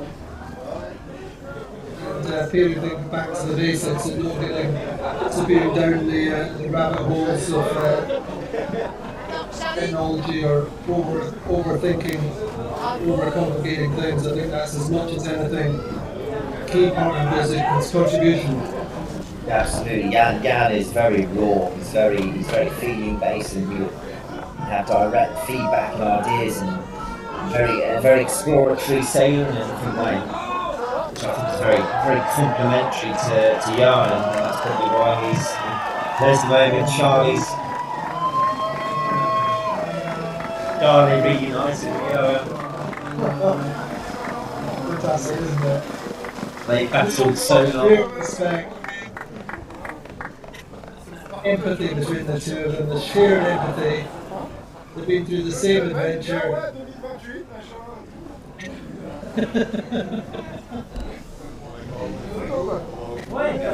Fantastic, I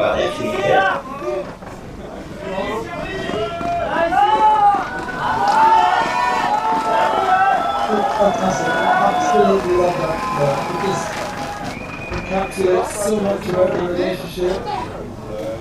And it's the key thing there is that Charlie won. Past has been doing in key races like La Solitaire. They'll have a lot to catch up over these years. Charlie never won the Solitaire, he won twice. And this time, number one is Charlie Dallin, but Yoann is super competitor and super behind when Charlie's ready. I love the way that Yoann just followed his own little thing that here just now.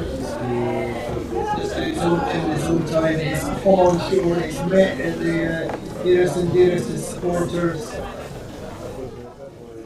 And in due course he will speak to the media.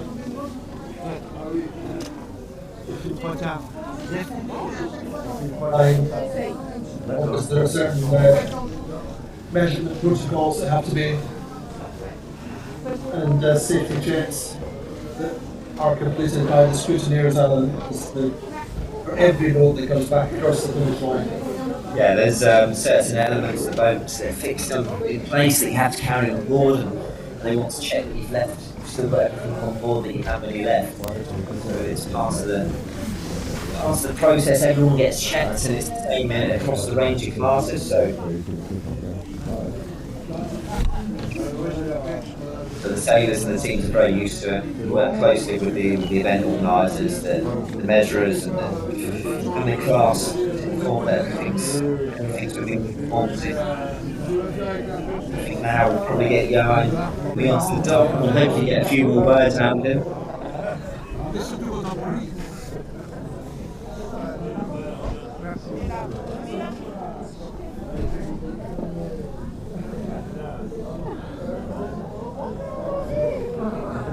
Ça a pivoté, on va être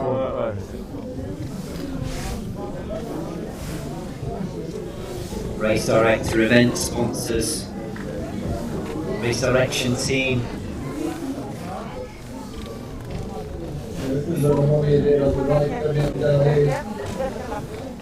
Where the first time race director has been involved with 2 or 3 editions before. It's interesting to see Quantum and Juge on the deck there with Yoann as well. I know he's worked with them a lot on the weather, another great figurist, part of the project. Just come back from winning the Sydney Hobart double-handed.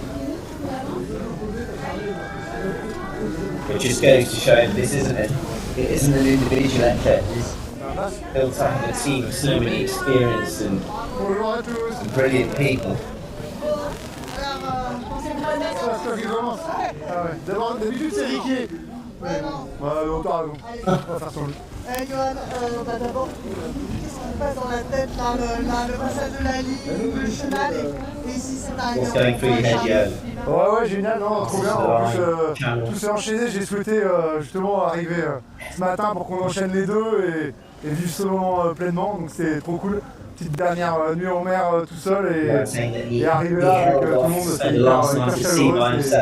C'était génial et voilà, écoute, la satisfaction d'avoir terminé un super bon projet et d'avoir bien fini, hein, c'était une de mes craintes. Extreme satisfaction from having this beautiful project. L'autre il est à moitié imbattable, donc c'est pas Charlie's hard to beat. Hyper heureux de la copie qu'on a rendue but he's very et tout, c'est trop bien, trop content. He's very happy and the welcome that he's had, I'm sure, is overwhelming. Je lui ai dit, on s'était déjà appelé hier soir ou avant-hier soir, mais que je pensais que déjà il la méritait amplement. Je trouve que c'est une revanche sur le passé, même si le passé il a des règles et c'était justifié. Voilà, il avait quand même remporté sur l'eau le dernier Vendeeglobe et là je pense que c'est Charlie absolutely merits this victory, you know, it's a kind of a revenge or for the past. And he well deserves this win. Je pense pas que j'avais bien tort. Hein. Ça s'est peut-être pas joué à grand chose, je ne saurais pas. Il faudra refaire le match un jour, mais en tout cas, je suis content pour lui. Et voilà. Yeah, I'm very happy for Charlie. He thought he had a chance, but Charlie came out on top, and he feels very lucky to share these experiences, not just these ones, but the ones over the last 10 years together, training, racing against each other.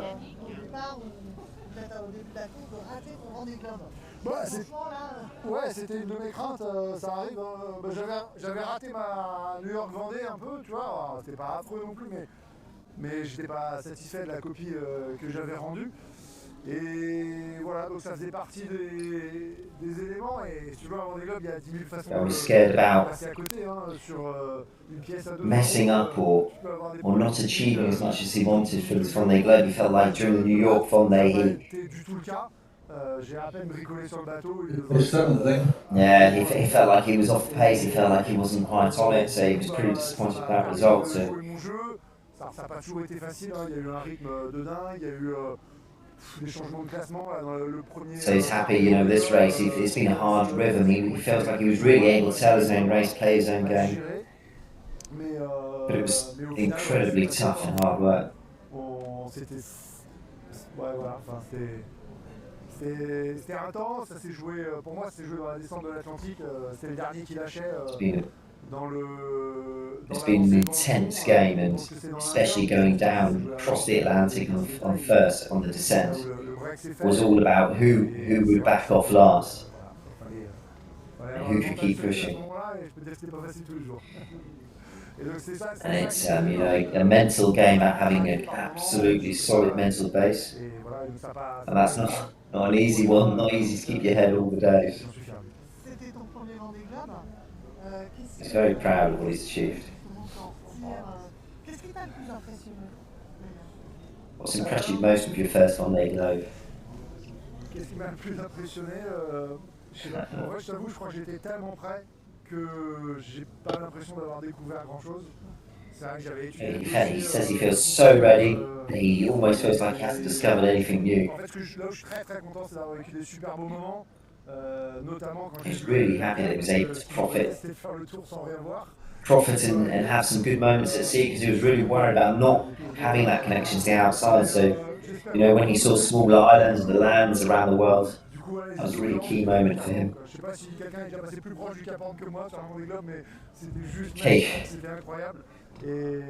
Cape Horn was a magical moment for him. He passed right alongside.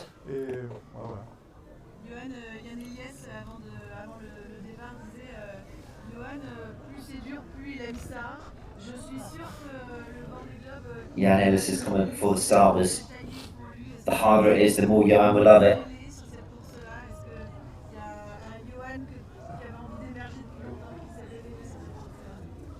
Is there a part of you that's just woken up from this race, or is it your normal Yoann? Avec la même intensité.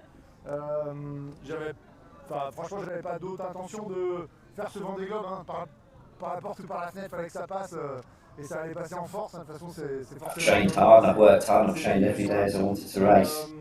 My objective has been this Vendeeglobe. Ouais, c'est vrai que j'aime bien quand c'est dur, donc ça. I love it when it's hard, for sure. Sometimes it pays off. But at the end of the day, I don't think it was particularly a hard Vendeeglobe. The only time he took more than one reef was in the Indian Ocean. Voilà, donc je me méfie des leçons qu'on peut en tirer, parce que je pense que c'était un Vendeeglobe pour nous, le groupe de devant, en tout cas assez exceptionnel en termes de conditions météo. At least for his group, the forward group, it was a relatively easy weather system. Chaque petit nœud gagné te permet de. But also it helps the boats go fast, and the new boats are quick, so every knot that you go quicker is a knot quicker you can go to where you want to go, that makes life a bit more comfortable.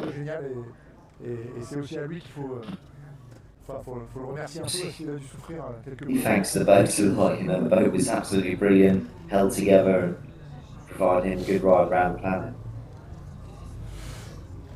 Bah, si tu veux, la fin du Vendée, vous de la Terre, ça vous paraissait proche. Moi en mer, je peux dire qu'il était loin de moi. Donc ça parlait de duel tout le temps, je suis là, ouais, bah ouais, sympa, mais. We talk about the duel a lot at shore, but actually for him at sea, it felt like Charlie was a long way ahead. So he kept trying to push hard to not back off, because he never knew what was going to happen, but he definitely felt like it. Charlie was a long way away, and actually for him, the biggest chalk was in the southern ocean. Et probablement d'amélioration que je devrais apporter à mon fond de jeu, mais voilà, mais ouais, c'était un duel, ouais, que. He's looking forward to debriefing and understanding what he could have done better. Could have been better, but you know, fundamentally, Charlie did have a boat that was designed more around the Atlantic, and in a way, he wasn't surprised. Charlie had a boat more optimised for those conditions. Their design was more around the Southern Ocean.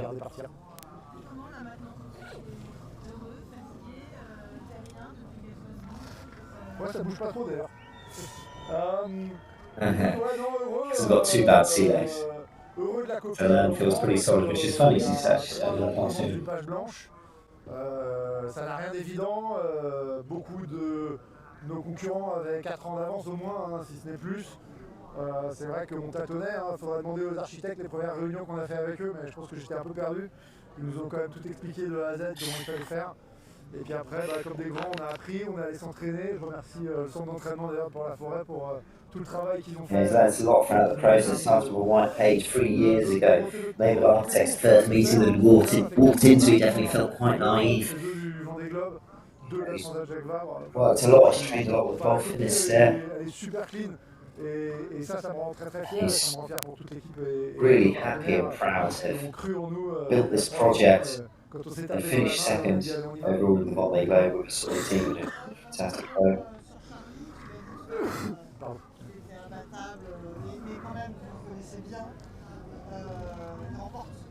Enfin, entre guillemets, un Vendeeglobe 4 ans après avoir franchi en tête la ligne. Qu'est-ce que ça t'inspire justement cette victoire qui était obsessionnelle?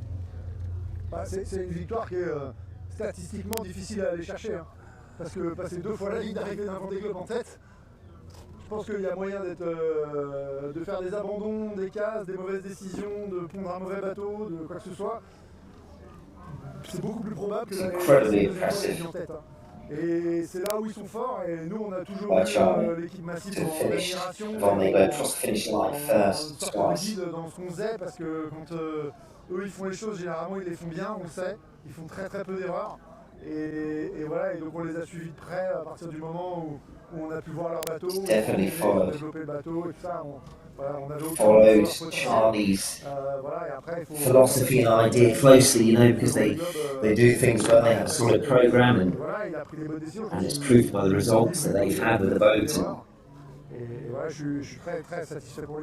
And very small amount of errors made by Charlie in the massive team, which is very exemplary, and he's going to have a bit of time to think about the whole process.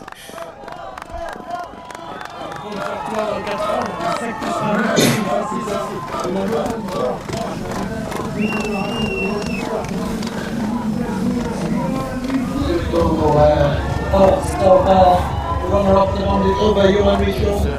Very insightful, very forthcoming. Now we will come up the pontoon to meet the public. And be saluted by the public in the race village.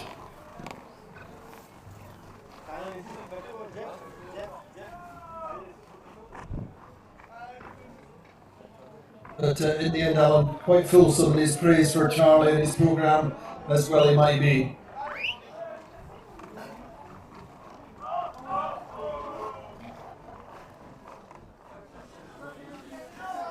Public have made their way over from the channel. In the end, I think acknowledging as much as anything that Charlie had the boat for the race. The more polyvalent, the more all-round boat. As he said yesterday, the objective, or Charlie's objective, was to be first at the Cape of Good Hope, survive, push as hard as possible in the Big South, and then do all he could in the climb back up the Atlantic, where his boat was also well optimised for. It's a question of philosophy, but also it doesn't take much. It could have gone either way at any point in time. One small error, and the weather systems, you know, really benefited the front group, and actually in this race, contrary to the last one, they go the further forward that you were.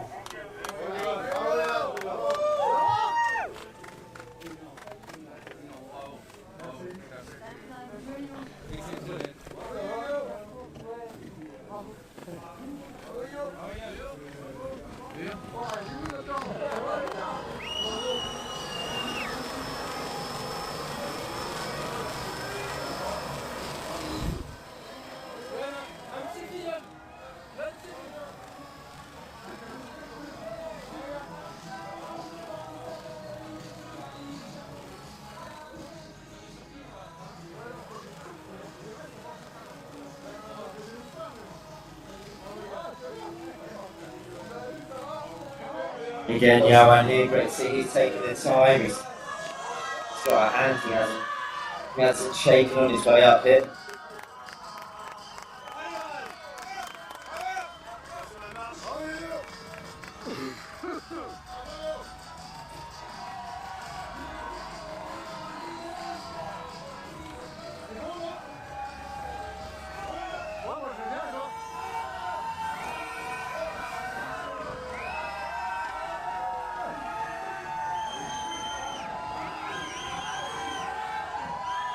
Seconds. There we go, climbing up to the stage.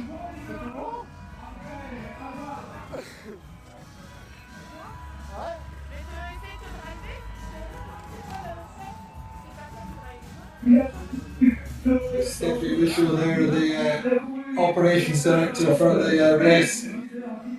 He's been done 5 or 6 sessions in the race, very much the reins behind the operation. This is Yoann Richome meeting the public.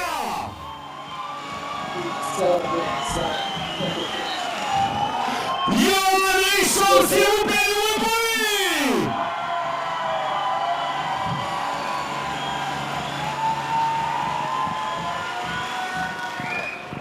Bravo Yoann, félicitations. Je salue bien évidemment à tes côtés la présence de Patricia Blanchard, coprésidente de Sodebo, partenaire majeur de ce Vendée-Globe bien sûr, ainsi que monsieur Alain Leboeuf, le président du Vendée-Globe et du conseil départemental de Vendée qui est là. Salue bien évidemment la ville des Sables-d'Olonne, salue aussi la région des Pays de la Loire qui sont nos partenaires sur cet événement. Je vois, monsieur Leboeuf, que vous êtes parti en mer ce matin pour accueillir comme il le mérite Yoann Richome, mais je crois que vous aviez un petit mot encore pour lui, bien évidemment. Oui, tout à fait. Merci de nous avoir offert encore ce matin de merveilleuses images. Yoann a eu bien ce talent de dire je vais attendre un petit peu en mer pour pouvoir arriver ici et vous attendre. Vous avez été très très nombreux ce matin pour venir l'accueillir dans ce chenal. Eh bien, c'est encore un grand skipper, un grand marin, il nous l'a démontré. Another big skipper, another great skipper in the history of the Vendée on this Vendée-Globe. Jusqu'au Cap Horn, on a ici celui qui a continué à se faire remarquer. On est très très très fiers de lui. Bravo Yoann, merci pour ce super proud.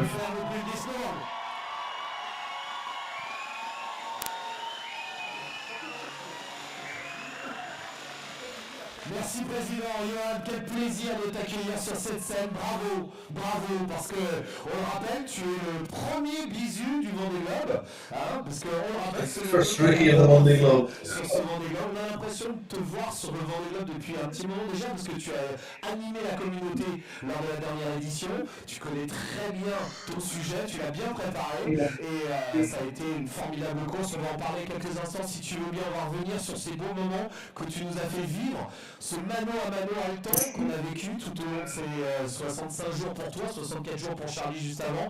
C'est une course exceptionnelle. Qu'est-ce que tu as envie de nous dire de cette course? Qu'est-ce que tu retiendras de ce Vendée-Globe 10e édition? Bonjour à tous, désolé,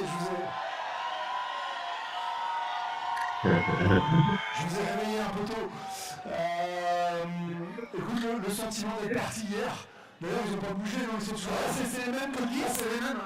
Le 10 novembre, ils étaient là, ils sont restés. Ouais, c'est vrai, mais Charles le disait, et j'entendais ça dans une interview aussi dire ça passait tellement vite, alors je suis un peu obligé de me forcer pour me souvenir. Je t'avoue qu'hier soir, j'ai rejoué la carto pour voir ce qu'on avait fait quand même.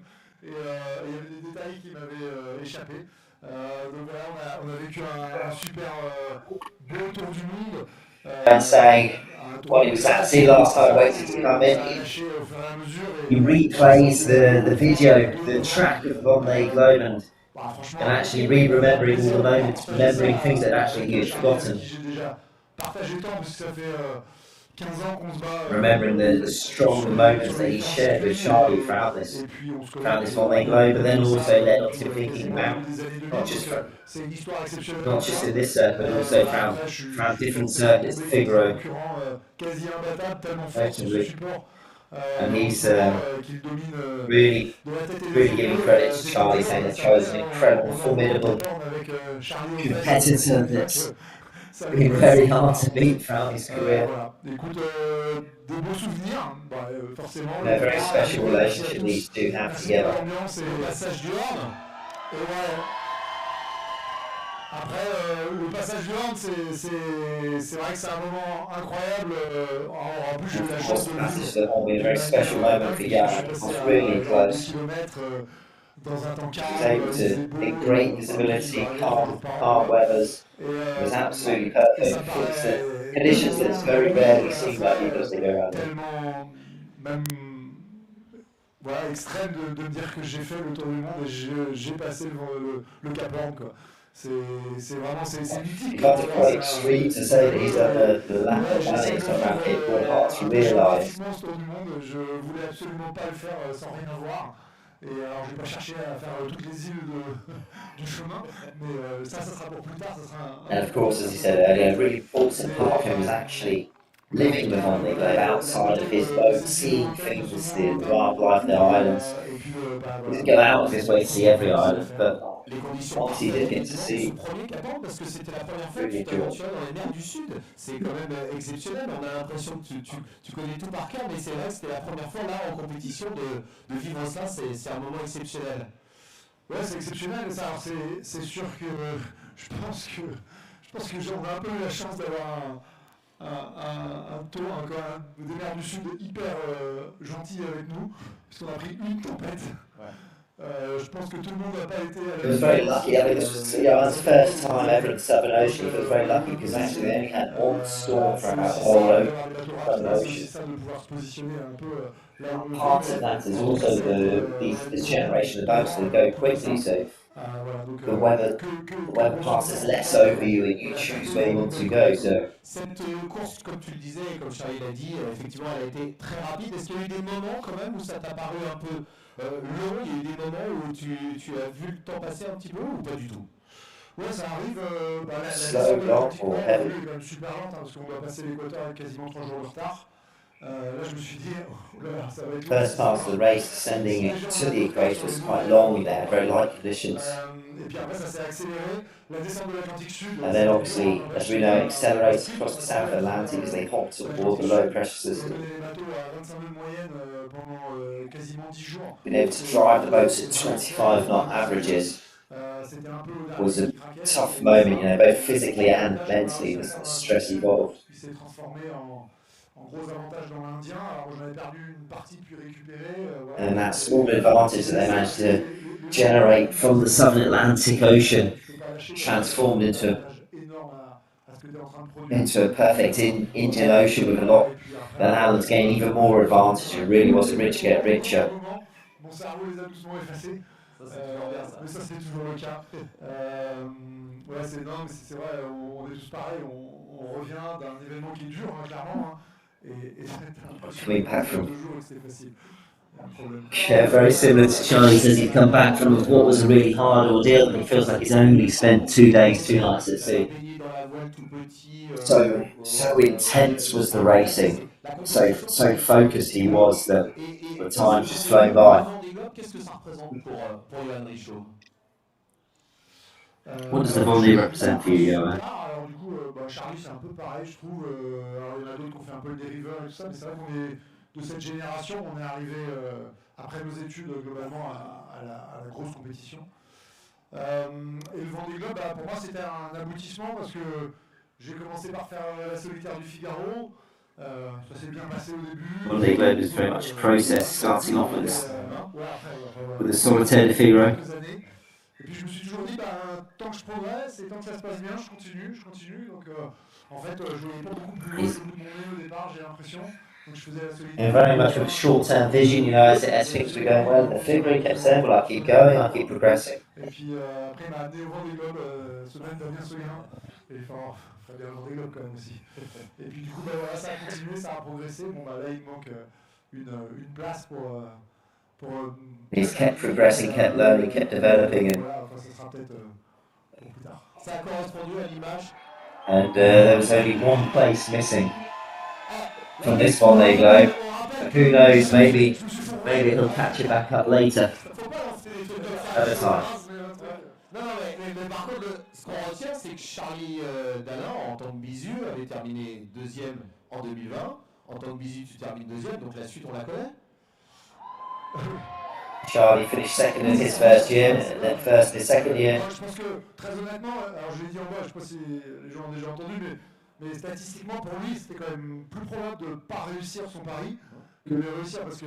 As I said at the bottom of the pond too, it was more likely, statistically, that Charlie probably wouldn't finish the Vendée than he would to finish it and win it. So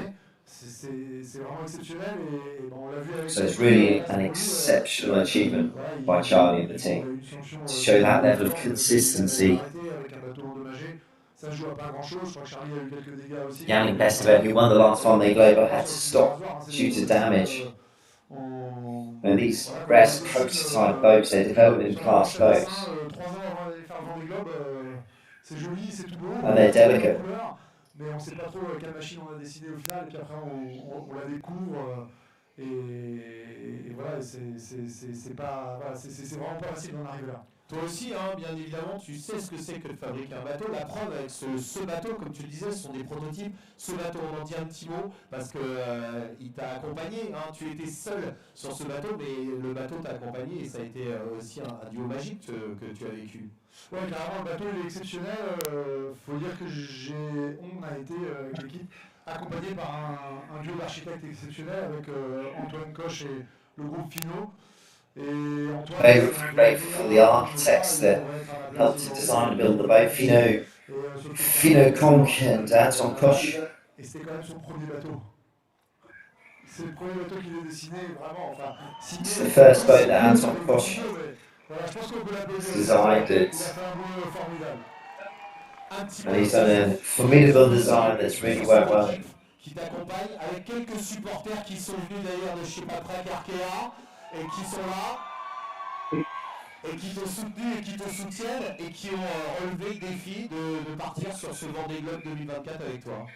Ouais, carrément, la chance d'avoir deux partenaires qui, il y a 3 ans, se retapent dans la main et se disent, bah allez, on repart page blanche. Very grateful, very lucky to have had a sponsor that brought him in, gave him a blank page to take on this challenge, allowed him to build up a team.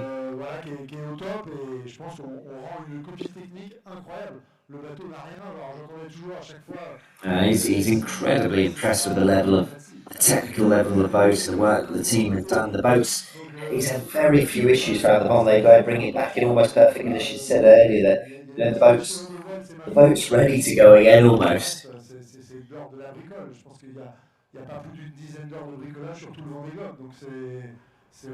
Did probably about 10 or so hours of boat work throughout the Vendée.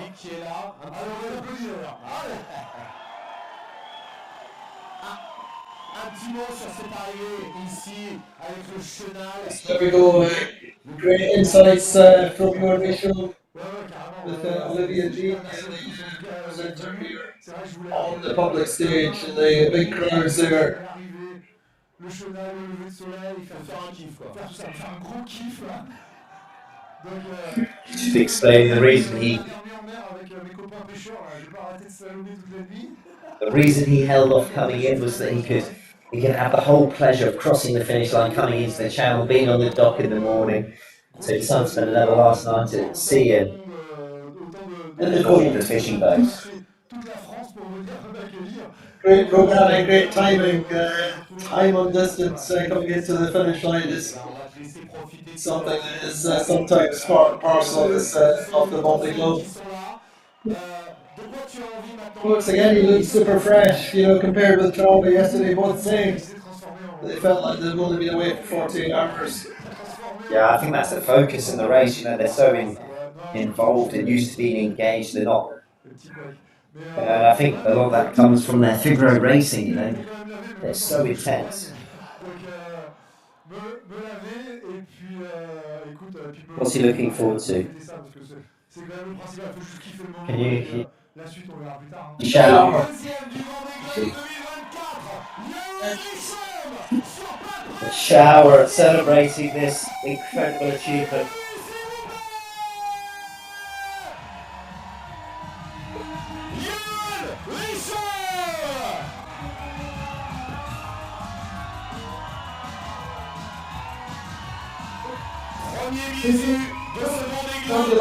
Fantastic.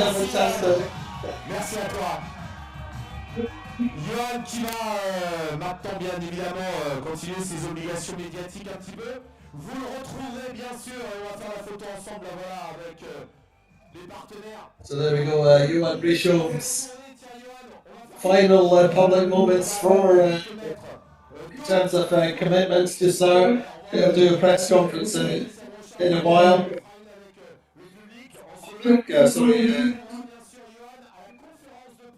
The key photograph just now for him, but this has been our live coverage of Yoann Richomme's finish, taking second place in the Vendeeglobe. This great rivalry that's gone on for since 2014, 2015.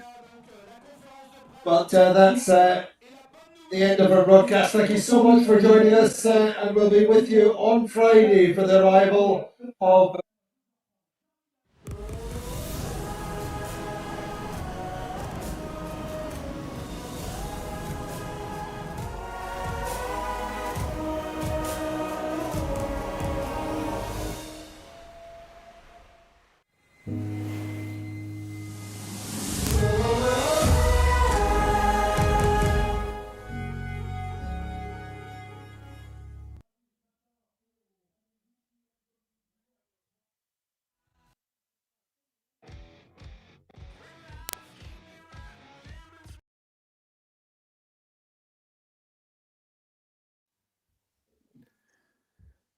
Okay, we are live with Alexander Mercurs in London, and we are very happy to once again have on the Duran joining us, Alex from Reportify. Alex, how are you doing? I'm doing well, thank you. Thank you very much for inviting me on tonight. It's great to have you with us. And I have all of the links where people can follow your channel and follow your work in the description box down below. I have your YouTube channels. Is there anywhere else that people can follow you, or any link that you would like to plug? I think that's good for now. Unless you're in China, you can watch me on satellite television, but that may be hard where you guys are. All right. And I will add those links as a pinned comment when we finish the live stream. Hello to everyone that's watching us on Odyssey, on Rockfin, Rumble, YouTube, and a big shout out to the locals community, the Duran.locals.com. Also, a big thank you to our moderators, Zariel, Peter, good to have you with us, and any other moderators that are going to be joining us. Thank you for everything that you do. Alexander, Alexander, three Alexes. So you know it's going to be a good live stream. We got a lot of stuff to talk about. Energy stuff, tariff stuff, China economics, Trump and economics. Alexander, Alex, let's get into it. Absolutely, and who better to discuss all of these things with than Alex from of Reportify? Can I just to make a point that there really is no one better. You actually reel back and watch our last program. I remember Alex telling us that he expected global gas prices to increase, and lo and behold, they have. They absolutely have done. If you live here in Britain, you're aware of this instantly. There's been a steady rise in gas prices ever since he said that. And now in Britain, we're talking about a real gas shortage, about cutouts of gas. And the reason there are gas shortages in Britain is because we're told that the price of gas is too high, and British Gas and the other big buyers of natural gas in Britain cannot, for the moment, apparently afford to buy the gas in the necessary quantities. So just to say, so come to the Duran, watch us when we talk to people like Alex of Reportify. You get all the news in advance, the news about what's going on in the world. Now, let's move on. Let's talk about these, because we are at the end of one administration and we are at the beginning of a new one. And I'm going to say that I think that what's been going on in the United States has perhaps for the last time made the global economic weather. We have had 4 years of constant reflation, because that's what the Biden administration has been doing. They've been spending money to a degree that I think is incredible. We have an enormous budget deficit. We have problems right across the economy developing out of this. This is my own impression. We have a very, very bad situation in Europe, which we can see. Every single major economy in Europe is now experiencing serious problems. France, Britain, Germany, Italy, Spain, they're all facing mounting problems. And of course, we've made the situation much worse for ourselves, in the West at least, by engaging in economic wars, because that's what they are. We've imposed sanctions on the Russians. We're now talking about tariffs on the Chinese. We've been imposing effectively sanctions on the Chinese. Also, we've been trying to choke the development of their chip industry. We're not succeeding, by the way. We're creating all of these enormous structural problems in world trade. And the result is that superficially, the US economy has grown over the last 4 years, but people in America haven't noticed it, and I think for good cause. And I think that the new president, Donald Trump, perhaps he doesn't fully understand that, is coming into a very difficult inheritance. And well, perhaps you can tell us what you think, Alex, whether you think my summary is right or wrong, and where do you think, in general terms, things are going, and perhaps we can then go into some of the details. Well, thank you for giving me the time to explain.